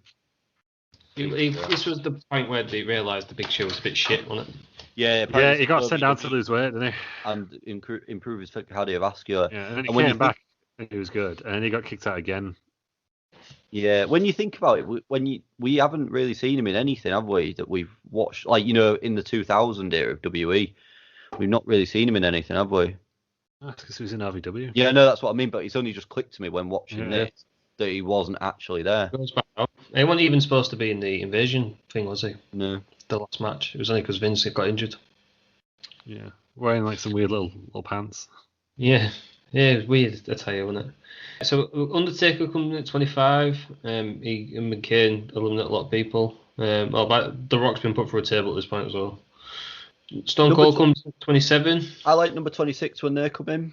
Got it to what? Yeah, looking very scared of just the Kane and the Undertaker. Yeah, I liked how he didn't just do his regular entrance. Oh god. Yeah. Again though, but isn't that just clever storytelling by wrestlers and the WWE on this part to just show they've got these two monsters in the ring, and Scotty Totti's probably realised he ain't going to win it, and he's a little bit out of his depth here, and just how can I get out of this without looking like a bit of an idiot? I found a flaw in the Royal Rumble process. Stone Cold comes in at 27, is attacked by Triple H. Yeah, fair enough. Yeah. He's still in the match though. So when everybody just fucking went to just wait outside. They did this last year with the Miz, didn't he? He just decided not to go in. He was just going to wait. Yeah. It does. Curtis Axel's never been eliminated, has he? Yeah, But does it count? But then Hornswoggle, has he? R-Truth gets beat up and Nia Jax enters in his place. So where's the consistency? Well, look at Becky Lynch and Lana. Yeah, no. So do you have to enter Maybe. to be included? So then why is Stone Cold shouldn't count as number 27? Otherwise, everyone should just wait outside. It's wrestling, isn't it? That's what I'd do. Well, to be fair, though, Drew Carey waited outside. Yeah. Why does the... Yeah, I always think, that year that Kofi stood on the plate of pancakes, like, where does the floor start? What counts as the floor? Are we thinking it's too much? Are we thinking it's too much? No, there was something between his feet and the floor. It's if his foot touches the floor. Yeah, but his shoe. Oh, if the rubber mat's there. There's the rubber mat now between the floor and the floor. That's classed as the floor, isn't it? What if there's some water on the floor? Well, then you're in WCW territory with that. Yeah, what if that cake? So if you stood on that cake, would you be on the floor? Yeah. If you stood on the cake. That's the same as a pancake, surely. Yeah. Hey, don't have a go at me. Well, no, you're coming up with these rules, Peters. So live or die by. I think it's rules just... are there to be broken, son. It's wrestling, it. Don't overthink it. Exactly. Just enjoy it for what it is. Tell you what, I can't stop thinking about. Well, not Billy Gunn. He comes in at 28, but number 29, another surprise. Fucking Haku. Yeah, where does that come from, Haku? Talk about the crowd going mild. I think the crowd really left. So we've got. Well, he was Meg in WCW for a while, wasn't he? Yeah. He was shit there as well. Yeah, he's meant to be. He's meant to be a proper hardcore, isn't he? If I listen to Haku, you're my favourite wrestler of all time. I promise I didn't say anything bad about Tama Tonga or the Bullet Club. Have you seen that video where What Culture go to that Bullet Club party and they're shooting an angle, but Haku doesn't realise it's an angle, and he's like, I think it's like going to beat up like Wilborn or something. And Wilborn and Tama Tonga has to like, Dad, like, seriously, this isn't real. Like, you can see him like whispering in his ear, and he's like, all right, I'm going to calm down. But he was legit just going to go after Wilborn and Jules or something. I wish he got Cedric. What? He wasn't there, was he? Probably not, no. Too busy being in his basement. Yeah. And then Big Quiche comes in at 30. He was the only person who knew where he was going to come in. Did anyone think his music was weird? I'm a bad man. Is that one, wasn't it? Yeah, not a massive fan of it. Big push online for Roman Reigns to use this music. Is there? Yeah, now he's a heel. Shit though, isn't it? It's just shit music. Get some new music. This isn't the women's division of 2008. They just replace music. Yeah. What did we make of the I can't even think of the final four. Where now? What did we make? Billy Gunn. The one Billy Gunn. The Rock, Stone Cold, and Austin. I always thought it was Haku and not Billy Gunn in that final four. Yeah, how was Billy Gunn got in that final? To be fair, the final six, they were trying to push him as a big star because he was like 6'8" or whatever. The final six is quite strong, apart from Billy Gunn. Yeah, which one of these isn't like the other? Looking Billy Gunn. But other than that, because Kane, to be fair, has come across as an absolute monster in this. As Roman Reigns should have in that other one. If you're going to do it, Kane's not took a back seat, has he? This is the one where you got the record elimination for 11, which has been beaten, and by Roman Reigns. The one in the Greatest Royal Rumble is not the longest one anymore. I don't count anyway for me. I know, but it wouldn't count anyhow, I think. Yeah, so that whether it was Braun Strowman, but it doesn't count anymore. No, it's Brock. So if they took it out of canon now? Oh, is it Brock who's got the actual record now? Brock from last year. I thought it was Roman. No, Roman's second now with 12? Must be 12 then, yeah. Yeah, Brock second. It's level. It's Brock and Braun. Braun Strowman's don't count for me. But then again, if you don't count Braun's, what do you do with the 40-man Rumble? Yeah, but that was at the actual Royal Rumble pay-per-view. Yeah, it's just the greatest Rumble. It was better. Yeah, but you've got more chance of throwing people out. You've got more people to throw out, so you've got a better chance of breaking the record. Yeah. To be fair, I've not seen the 40-man Rumble. I've had a look at the entrance. Looks terrible. Santino comes second, doesn't he? Yeah. It's good. No, actually, I really enjoyed that one. I watched that live with Tom and Aaron. Shout out to Tom and Aaron. Cousin Tom and Aaron. So Stone Cold wins this one. He last eliminates Kane. 1 hour, 1 minute. Long Rumble. A good Rumble. I enjoyed it. It was until the last two was Kane and Austin, because Kane wasn't going to win it. No. I think it's Kane, if I'm correct, the person that's been in the made the most Rumble appearances. I'm going to find out for you. Yeah, so I believe he's got the most appearances like going into it, but then Chris Jericho has got the most cumulative time. Yeah, he's got the most cumulative time, hasn't he? Chris Jericho, yeah. Who do you think second? So what? Triple H. No. Cumulative time. Yeah, it's loaded as a minute. Somebody's been in it a minute and 4 seconds longer than Triple I H. reckon it's someone like random, like fucking Dolph. I reckon Shawn Michaels. Shawn Michaels is fourth, Peters. Ooh. Dolph Ziggler is outside the top 10. How is he? So number 2, so it's not Austin. Is it Austin? No. Austin's like... way down then. Austin's 11th. Because I remember... I assume it's a man. Well, yeah. Yeah, I think he's been in it longer than all the women's rumbles. Probably Michelle fucking McCool, isn't it? Yeah, that's kind of what I was getting. I remember when like the year where it was like it looked like Chris Jericho was going to beat it, and everyone was like, "Oh, he's going to go like 90 seconds because Triple H wanted to beat his record," and he lasted like an hour in that rumble. Yeah. I can't think it would be Randall. Because it must have happened afterwards. It's not Randy Orton. Are they still wrestling? Yes.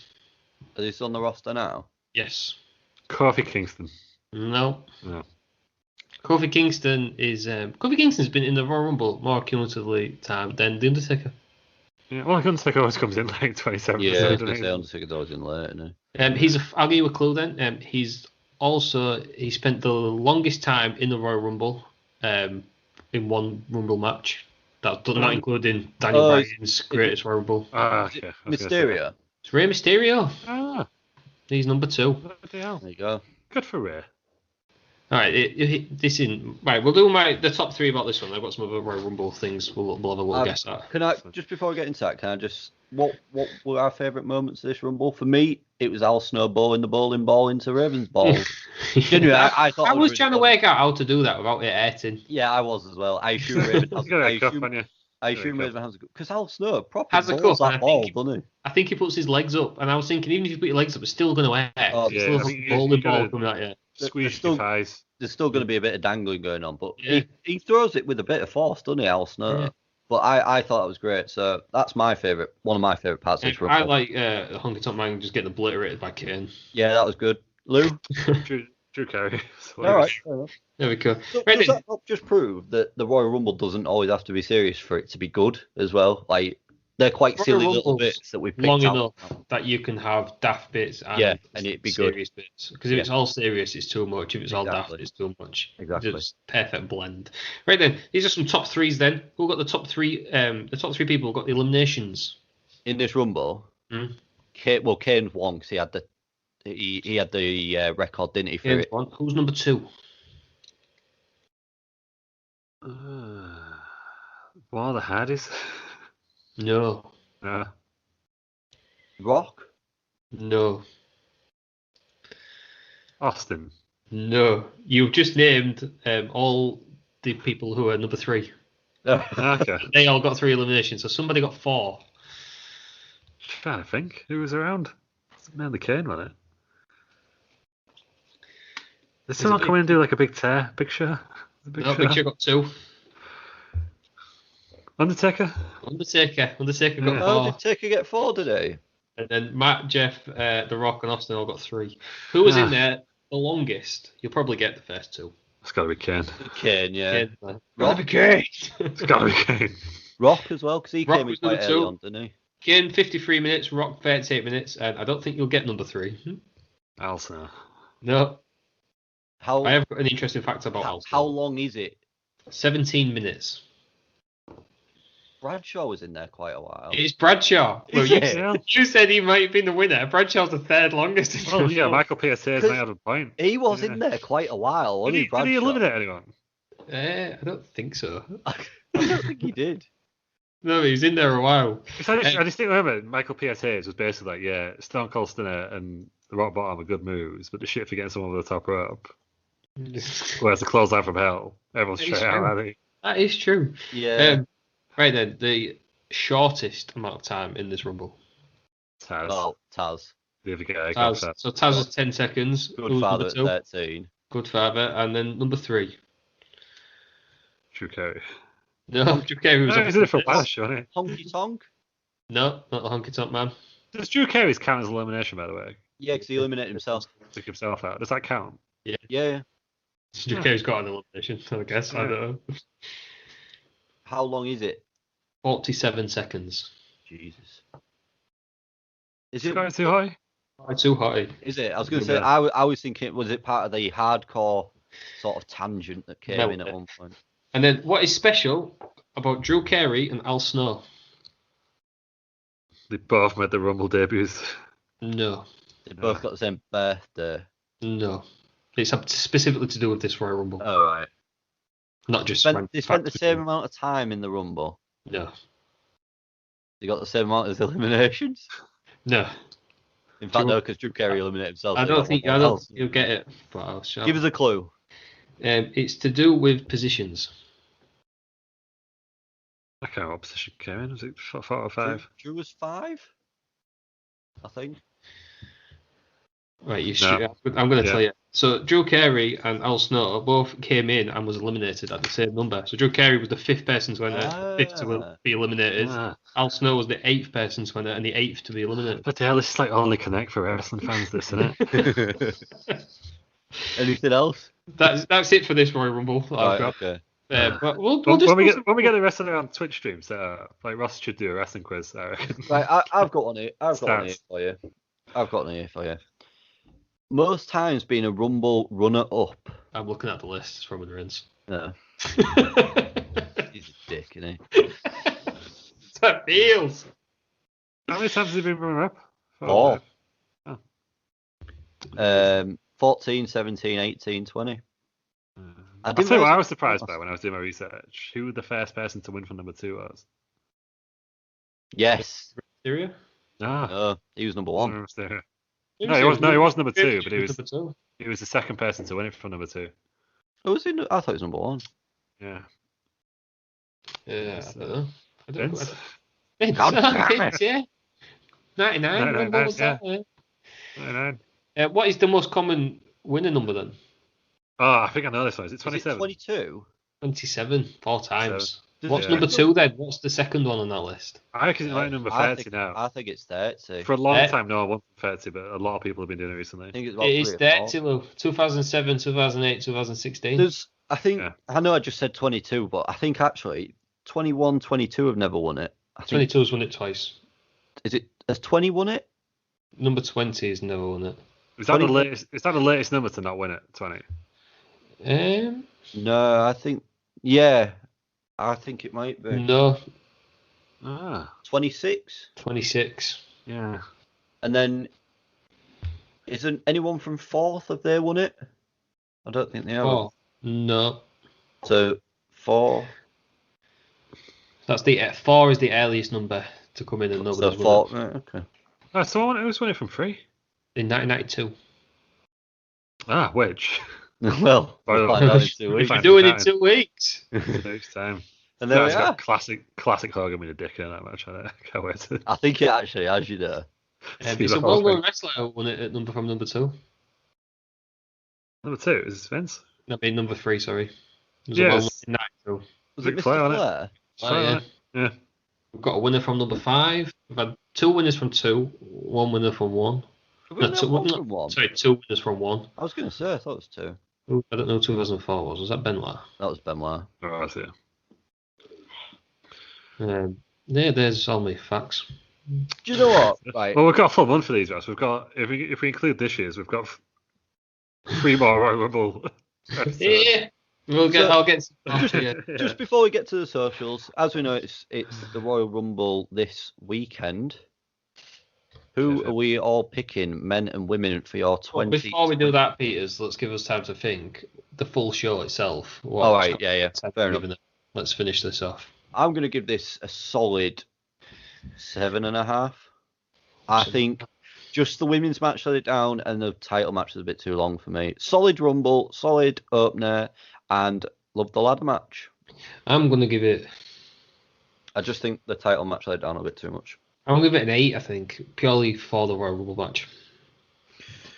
I don't care about the rest of the matches on the Royal Rumble. You always bothered about the Rumble, aren't you? Yeah, it was a fun Rumble. You always find yourself willing the Royal Rumble to happen, don't you? Yeah. Which is always weird, when sometimes the Rumble's not on last. Yeah. I always find that very strange. The Rumble always needs to be last, in my opinion. Unless they've got like a massive title match. Yeah. Undertaker versus Mark Henry. No, Kurt Angle versus Mark Henry. Yeah, well, it was weird. But yeah, for me, yeah, you got to have the Rumble last. It's just, I think that's the whole point of the pit. Everything else is just what it is. It's there. Yeah. So it could have all been absolute crap. I love the Rumble. Like, technical stars and whatever. But I just love the Rumble. It's the best night to be a wrestling fan. It is. Also, you can get your casual wrestling fan mates involved as well. Everyone loves the Rumble. Yeah, because they all. You can't watch it and not enjoy it. I think a Rumble match. I would agree. Unless Daniel Bryan gets eliminated early and Roman Reigns wins it. But other than that, Rey Mysterio comes out of 30. A big deal. Yeah, it was 3 years in a row. What was it, 14, 15, and 16, where it was just everyone shit on it. I did like about this Royal Rumble, and they don't do it now anymore. The people who were in the match. We're in matches, we're in the Royal Rumble. So it winds me up when someone's in an Intercontinental title match and then they go in the Rumble as well. Yeah. Especially now because there's so many people, get them on the card. Exactly. Yeah. And then would you be annoyed? Like, would you want an Intercontinental title match if you had a chance to headline WrestleMania? If you're not gonna, yeah. I guess it depends if they got available, but there's so many wrestlers now that they could easily. I think that's just how it should be. I mean, it might not be this year because hopefully everyone's available. Like if you lose your world title match, you shouldn't go into the Royal Rumble. No. But it was funny when Roman did that year, wasn't it? Especially because the world. This is why I started listening to Dirt Sheets, because the world and myself was convinced it was going to be Samoa Joe. Yeah, no, it was funny. I remember watching it at the time and I was like, they got us. They got us. So what are you giving it, Lou? Oh, yeah. I'm quite generous in mine. 9 out of 10. Yeah, fair dues. Yeah, it was no World War 3, but it was all right. Right then, Peters, you wanted to say who you're going to pick for the winner of this. Are we doing men's and women's? Yeah, do men's and women's. Sure, Ross. So men's first then? For me, he's going to burn it down. He's going to come back from paternity leave, burn it down, and win. Oh, Seth Rollins. Oh, it's a wild card, isn't it? It is a bit of a wild card, to be fair. But he's not been seen for a while, has he? So I just think could be a way to be fair, you might think this is ridiculous, but do you remember when we was watching something and was it Daniel Bryan and was like, who might make a random appearance, and he said Eric Rowan. Eric Rowan, yeah. And he just randomly turned up. Yeah, you won a predictions contest because of that, didn't you? Lacey Evans as well. Lacey Evans coming at number 1. Yeah. So maybe Peters is onto something here. Because why on earth would Eric Rowan turn up? Yeah, you can follow Tay Peters at WrestleVotes on Twitter. Yeah, I'm going for Rowan. Just without WrestleVotes, it's Peters. That's it. Imagine. Lou, who do you think is going to win the men's? I think I'm probably going on my heart more than my head here, but Keith Lee. Oh, I see. That was going to be my pick, but I don't think he will. Big boy. Because I watched that clip of mine when he came out last year, and Leslie just goes, "Oh, big boy." Keith Lee for me. I don't know. My pick's going to be. The thing is, they can more or less get away with it this year. They can try something different because there's no crowd to tell them they got it wrong. Yeah. So I think it's a bit of an outside. I'm in two minds. Yeah. I don't know what else is happening on the card. Is the Fiend in another match? He's at the moment. He was burnt alive. Was the last we saw the Fiend. Well, see, so he's not got a match. But Randy Orton, who's also now bent, but he survived. He can still wrestle after his burns. Yeah, wrestling. He's declared for the match. I'm gonna say the Fiend. But there has been rumours of a Firefly Funhouse match at the Royal Rumble. But there's one more Raw, and it's nothing's been announced. Oh. Well, we'll know by the time this comes out. Yeah. Anyone listening? So just for people, we're recording this on the Sunday. So it started out really well, this segment. It started out so well. I know it's just gone. Because my other pick was going to be AJ Styles. He's not won one, has he? I can't see AJ. But do you know, it was 5 years ago today he debuted, like, as we record today. 5 years. Oh, do you know I'd love to see win it? Sheamus. I just love Sheamus. Everything about it. Well, he is. There is the building up tension between him and Drew Hardy because they kind of acknowledge they're the best mates on the Indies. I'm down for that. It's Sheamus and McIntyre. Sheamus and Keith last two because some reason Keith is also kayfabe best friends with Drew, but there's no real reason for it, I think. Because it was not best mates with Keith Lee. Yeah. If I was the rest of the business, I would make it my mission to become best mates with Keith Lee. Yeah. I think Keith Lee is an argument, isn't it?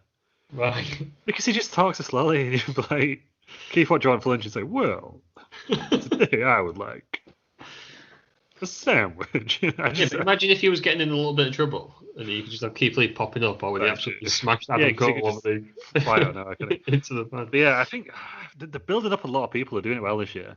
Even people like Nakamura and Cesaro, they're building up. I don't think they'll win it. No, but I think swerve, it might mean something now. Mustafa Ali. Well, retribution. Like the thing is, like you got to think at the main event. Does Drew McIntyre versus Mustafa Ali feel like the WrestleMania? They might go to the other team. But I don't know. Yeah, it's just I don't know. Like there's no one. The problem with Roman Reigns especially is they're building up so big that no one feels like on his level. I think the winner. So I think somehow Goldberg. It could be Goldberg. You know, he could lose against. Oh, imagine lose against McIntyre and then win the Rumble. Or he could win against. He could win against McIntyre and then win the Rumble. No, Goldberg wins and McIntyre wins the Rumble. I think Goldberg might win it, you know. That would upset me. I am convinced Goldberg will win it. I think McIntyre will win it back at the next. I think at the moment Goldberg is on the precipice of losing more matches than he's won in WWE, especially in his second run. I think it's going to be a schmoz. Right, shall we stop upsetting ourselves anyway? Because that's a frightening. They're all do it well. If they do it well, I don't mind. What's happening with Lesnar? Is he back? Nothing. Well, there is I don't know. This might be a spoiler alert. So just thanks for listening. If you don't want to hear any more spoilers, WrestleVotes tweeted a few months ago that they were tentatively booking Keith Lee versus McIntyre versus Lesnar. I don't know how that happens. Lesnar could win the Rumble. No, just come in and sign a contract. Keith Lee will win it. Contract signing session. But then what's going to happen to Heyman? Is Heyman going to be on both shows? It's gone now, isn't it? It's just we don't talk about that. He's with the Tribal Chief now. Yeah, which is why speaking of there's no one on Roman's level. Lesnar. Rock would be on. Lesnar Reigns with the opposite with Reigns as the heel. I'm all for that. Yeah. Right then, women. Who's going to win the women's Rumble? I'll go with Ms. Ripley, Rhea Ripley. But she's just not done anything since she lost her title. I think this is the boost that she'll need. Rhea Ripley then for Peters, Lou. Who do you think's going to win it? Charlotte Flair. Oh God. Because she just wins everything. Well, she's in a start. She's tag team champion. So yeah, she is. Yeah, she is. Makes sense. As she tweeted herself, she's never out of the title picture. She's the queen. Ross. I want it to be Shayna Baszler, but I think it'll be Nia Jax. Very different opinions there on that women's one. I think what it's fairly is Becky Lynch or Ronda. Becky Lynch will come back. I think Becky Lynch will make an appearance. She looks in very good shape on there. Yeah, she does. Instagram. Yeah. Maybe she really, I don't know. I think she'll come back. I don't think she'll win it. I think she'll be number 30. People in America get 2 weeks paternity leave, Ross, by the way. So she's like, do they? Yeah, they don't get 9 months like they do here. Yeah. You get about a year, yeah. Vince will be calling back. Yeah, that's true. God damn it, Becky. He likes to sack people when they're pregnant, doesn't he? So. Yeah, true. Allegedly. Number 30 for me. I just think that Vince wants to put it on Nia Jax. I don't know. I think it's a big winner. If it's, I think if it's not Charlotte, anyone who's active on the main roster now. Michelle McCool, imagine, comes in and an Undertaker wins the men's one. And just I hope the end shot of WrestleMania is Undertaker, Michelle McCool riding off and join Harley's in the distance. Like a tandem Harley. Absolute power couple. Okay, so it was more annoying. Triple H and Stephanie. One of those big trikes that Triple H and Steph had. It was more annoying. Triple H and Stephanie or Taker and Michelle McCool. Well, no, but Taker and McCool you don't see that much in the canon of the main storylines there, so I'll let them off for now. It's just ridiculous. Just flat ridiculous. Yeah. So that's been the Royal Rumble. They're our predictions for this Sunday coming up. We might be terribly wrong. We're going to cover it. I believe we're doing a Royal Rumble special, which should be released on the Monday. But sadly, there will be no Terry Peters. No, there won't. No Terry Peters. He's Terry working. I am working, yeah. Working 9 till 5. But this time, we know how to edit, so it won't be as much of a car crash as the... That is true. I figured out how to edit this time. So there won't be like 10 seconds of silence. As SummerSlam. So there will be loads of dead air at the beginning. So next week, we're doing Royal Rumble 2008. Lou, you're obviously excited because it's in the MSG. I'm just excited about the food. Exactly. It's going to be an hour and a half of the food, I think. The card looks alright, doesn't it? But the food, goddamn. I don't think I've ever... I've seen the Rumble, but I haven't seen anything else. The food. Rumble. This Rumble match has got the best surprise return ever. It's got the best surprises. You go and you think, I might get like a Heineken or a Foster's. Save it for next week. They've got like a craft beer room. Goose Island. That's the only one I can recommend. What arena. It's the world's best arena. It is. It's comfy. The chairs are comfy as well. My favourite sports venue. They could have put more in, but they didn't because they made the chairs acceptable for humans. Apart from the KCOM, it's the best arena. The KCOM's only good if you're in the away fan. So. Yeah, it's only good if you're City good, so it's not been good for a while. But yeah. It's only good if it's full KCOM, but yeah. It's true. Then after that, Terry Peters, if it was your pick, Royal Rumble 1992. Arguably the most star-studded Rumble ever. Not a Rumble that I've seen, but I've heard good things about. February's a bit widely regarded as like the best Royal Rumble ever, isn't it? Is it? Yeah, well, yeah. So there we go. Is this one not for the title as well? I think this is the first Rumble for the title, isn't it? Yeah. Because before this, it was just an exhibition match, wasn't it? There was nothing on the line. Yeah, that's right. There was anything on the line. It's like Jim Duggan and Big John Studd won the first two. But classic. It's just got classic Hogan me the dick at the end. Yeah. It's an area that we've not really covered that much, is it, particularly? So it'd be nice to go back and see some of the old faces as well. I think we've done enough 1992. Yeah, we did. Survivor Series 92. Yeah. And that's roll on. And then after that, we'll probably go back to WCW. Because you'll probably say this, we'll have listened to it. We've got a No Way Out planned as well towards the end. We've got a full schedule, but you will find out. We like to do it in little drips and drabs. Yeah, we're not going to tell you it all at once. We like to tease you. Oh, God. Terry teasing. Teasy Peters. Terry tease. Teasy Peters. Right. Oh, God, I'm going to go. Let's sign off while sign off and go throw up. Terry Peters, where can we find you when you're not tweeting from WrestleVotes? You can find me at WrestleVotes. No, you can't. At Bell Nation on Twitter, YouTube. I'm on the push for 150 subscribers. I'm currently on 142, so you could get me there. At Tezfish Pod, which I forgot the login details for on Twitter. And twitch.tv/Bell Nation and Bell Nation on the old YouTubes. Like I said, on the push for 150 subscribers. Yeah, he loves us. To be fair, you're on the push for 150 subscribers. It's the first plug you've done today. There you go. I want to edit it out as a special treat. 7 to go. I thought you said you was 142. Yeah, I've just refreshed my page on 143. So there you go. There you go. Get that social blade thing up possibly though, yeah.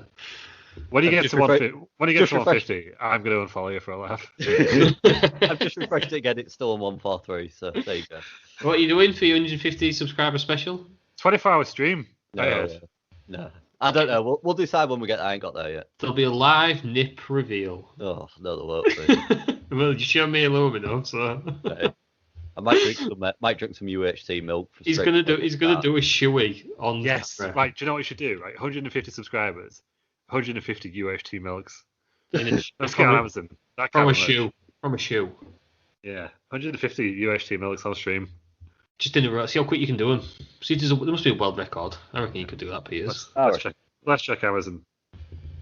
That could be your thing, and then when you get to like 100,000 subscribers, you have to do 100,000 UHT. Just say it to a cow. Right, so you can get 120 for £9.42. So you might as well. You can get 240 for £12. Well, there you go. You might as well get that because it don't go off, do they? All right. Well, we'll get them sent through to the new Peter's residence. Yeah. New Peter's Towers. Peter's Towers. Yeah. Peter's Palace. Should go with Peter's Palace, shouldn't we? Oh, yeah, actually, wasn't it? Yeah. Yeah, Peter's Towers. I think Terry Towers. Terry Towers. Tower Towers. Peters. That would have been better. Luke, where can we find you? The Leaning Tower of Peters. Right. That's the best one. Yeah, it's not getting any better than that today. Yeah. Where can we find you a more hilarity like that, Luke? You can find me on Twitter at Lou Markham, Instagram at Lou Markham, and Facebook at Adam Holmes. Yeah, friend of the show. You can find me on Twitter as at TheRossM. You can find us all on Twitter and Instagram as at WresAround, WRS Around. We're on Facebook, Wrestling Around, YouTube, Wrestling Around. We're on all the things. We're on, I don't know, all the platforms, I guess. Every platform. All the platforms, that's all. Name a platform. Wherever you get your podcast is the list. Yeah. What? It's not name a platform. Yeah. Yeah, starting the Wrestling Around TikTok, so, search for him on there. No, you're not? Did you change your mind on that? Yeah. I'd love to see that, Terry Peters. If you'd like to see Terry Peters on the Wrestling Around TikTok, email us. Doing all the trends, then email us at wrestlingaround@outlook.com. And if you want a kettle out there, ask for a kettle as well. Kettle's gone. Oh, is it? Yeah, the kettle's gone. If you didn't apply, yes, chance. the kettle went to our listener in Ashburn. Right, yeah, got you. Sorry. So if you didn't get a chance, we might do it again in the future. We're trying to start a revolution. Get all Americans kettles. It's something I'm quite, it's a hill I'm willing to die on. I think it's weird that you don't have a kettle. That's it. I think I've done everything I know there. Thanks everyone for listening. I think. Some feedback that we get is that we take too long signing off, but I don't see it, do you? Who said this? That's what I've heard. Well, I'm telling them, right, if this is you saying this, you're wrong. You're dead wrong. You are dead wrong. Just like a YouTube video, you got to get them to 10 minutes for the old rule, aren't you? So, Yeah. I don't think there is one on podcasts. I should have ended it a while ago, but it's fun. Crude accusations like that, I'm not having it. Thank you very much for joining me, Terry Peters. Thank you. Thank you for joining us, Lou. Thank you. Thank you, everybody, for listening. And join us next week where we carry on Royal Rumble season and we go to Royal Rumble 2008. Don't forget, it's always darkest before the dawn.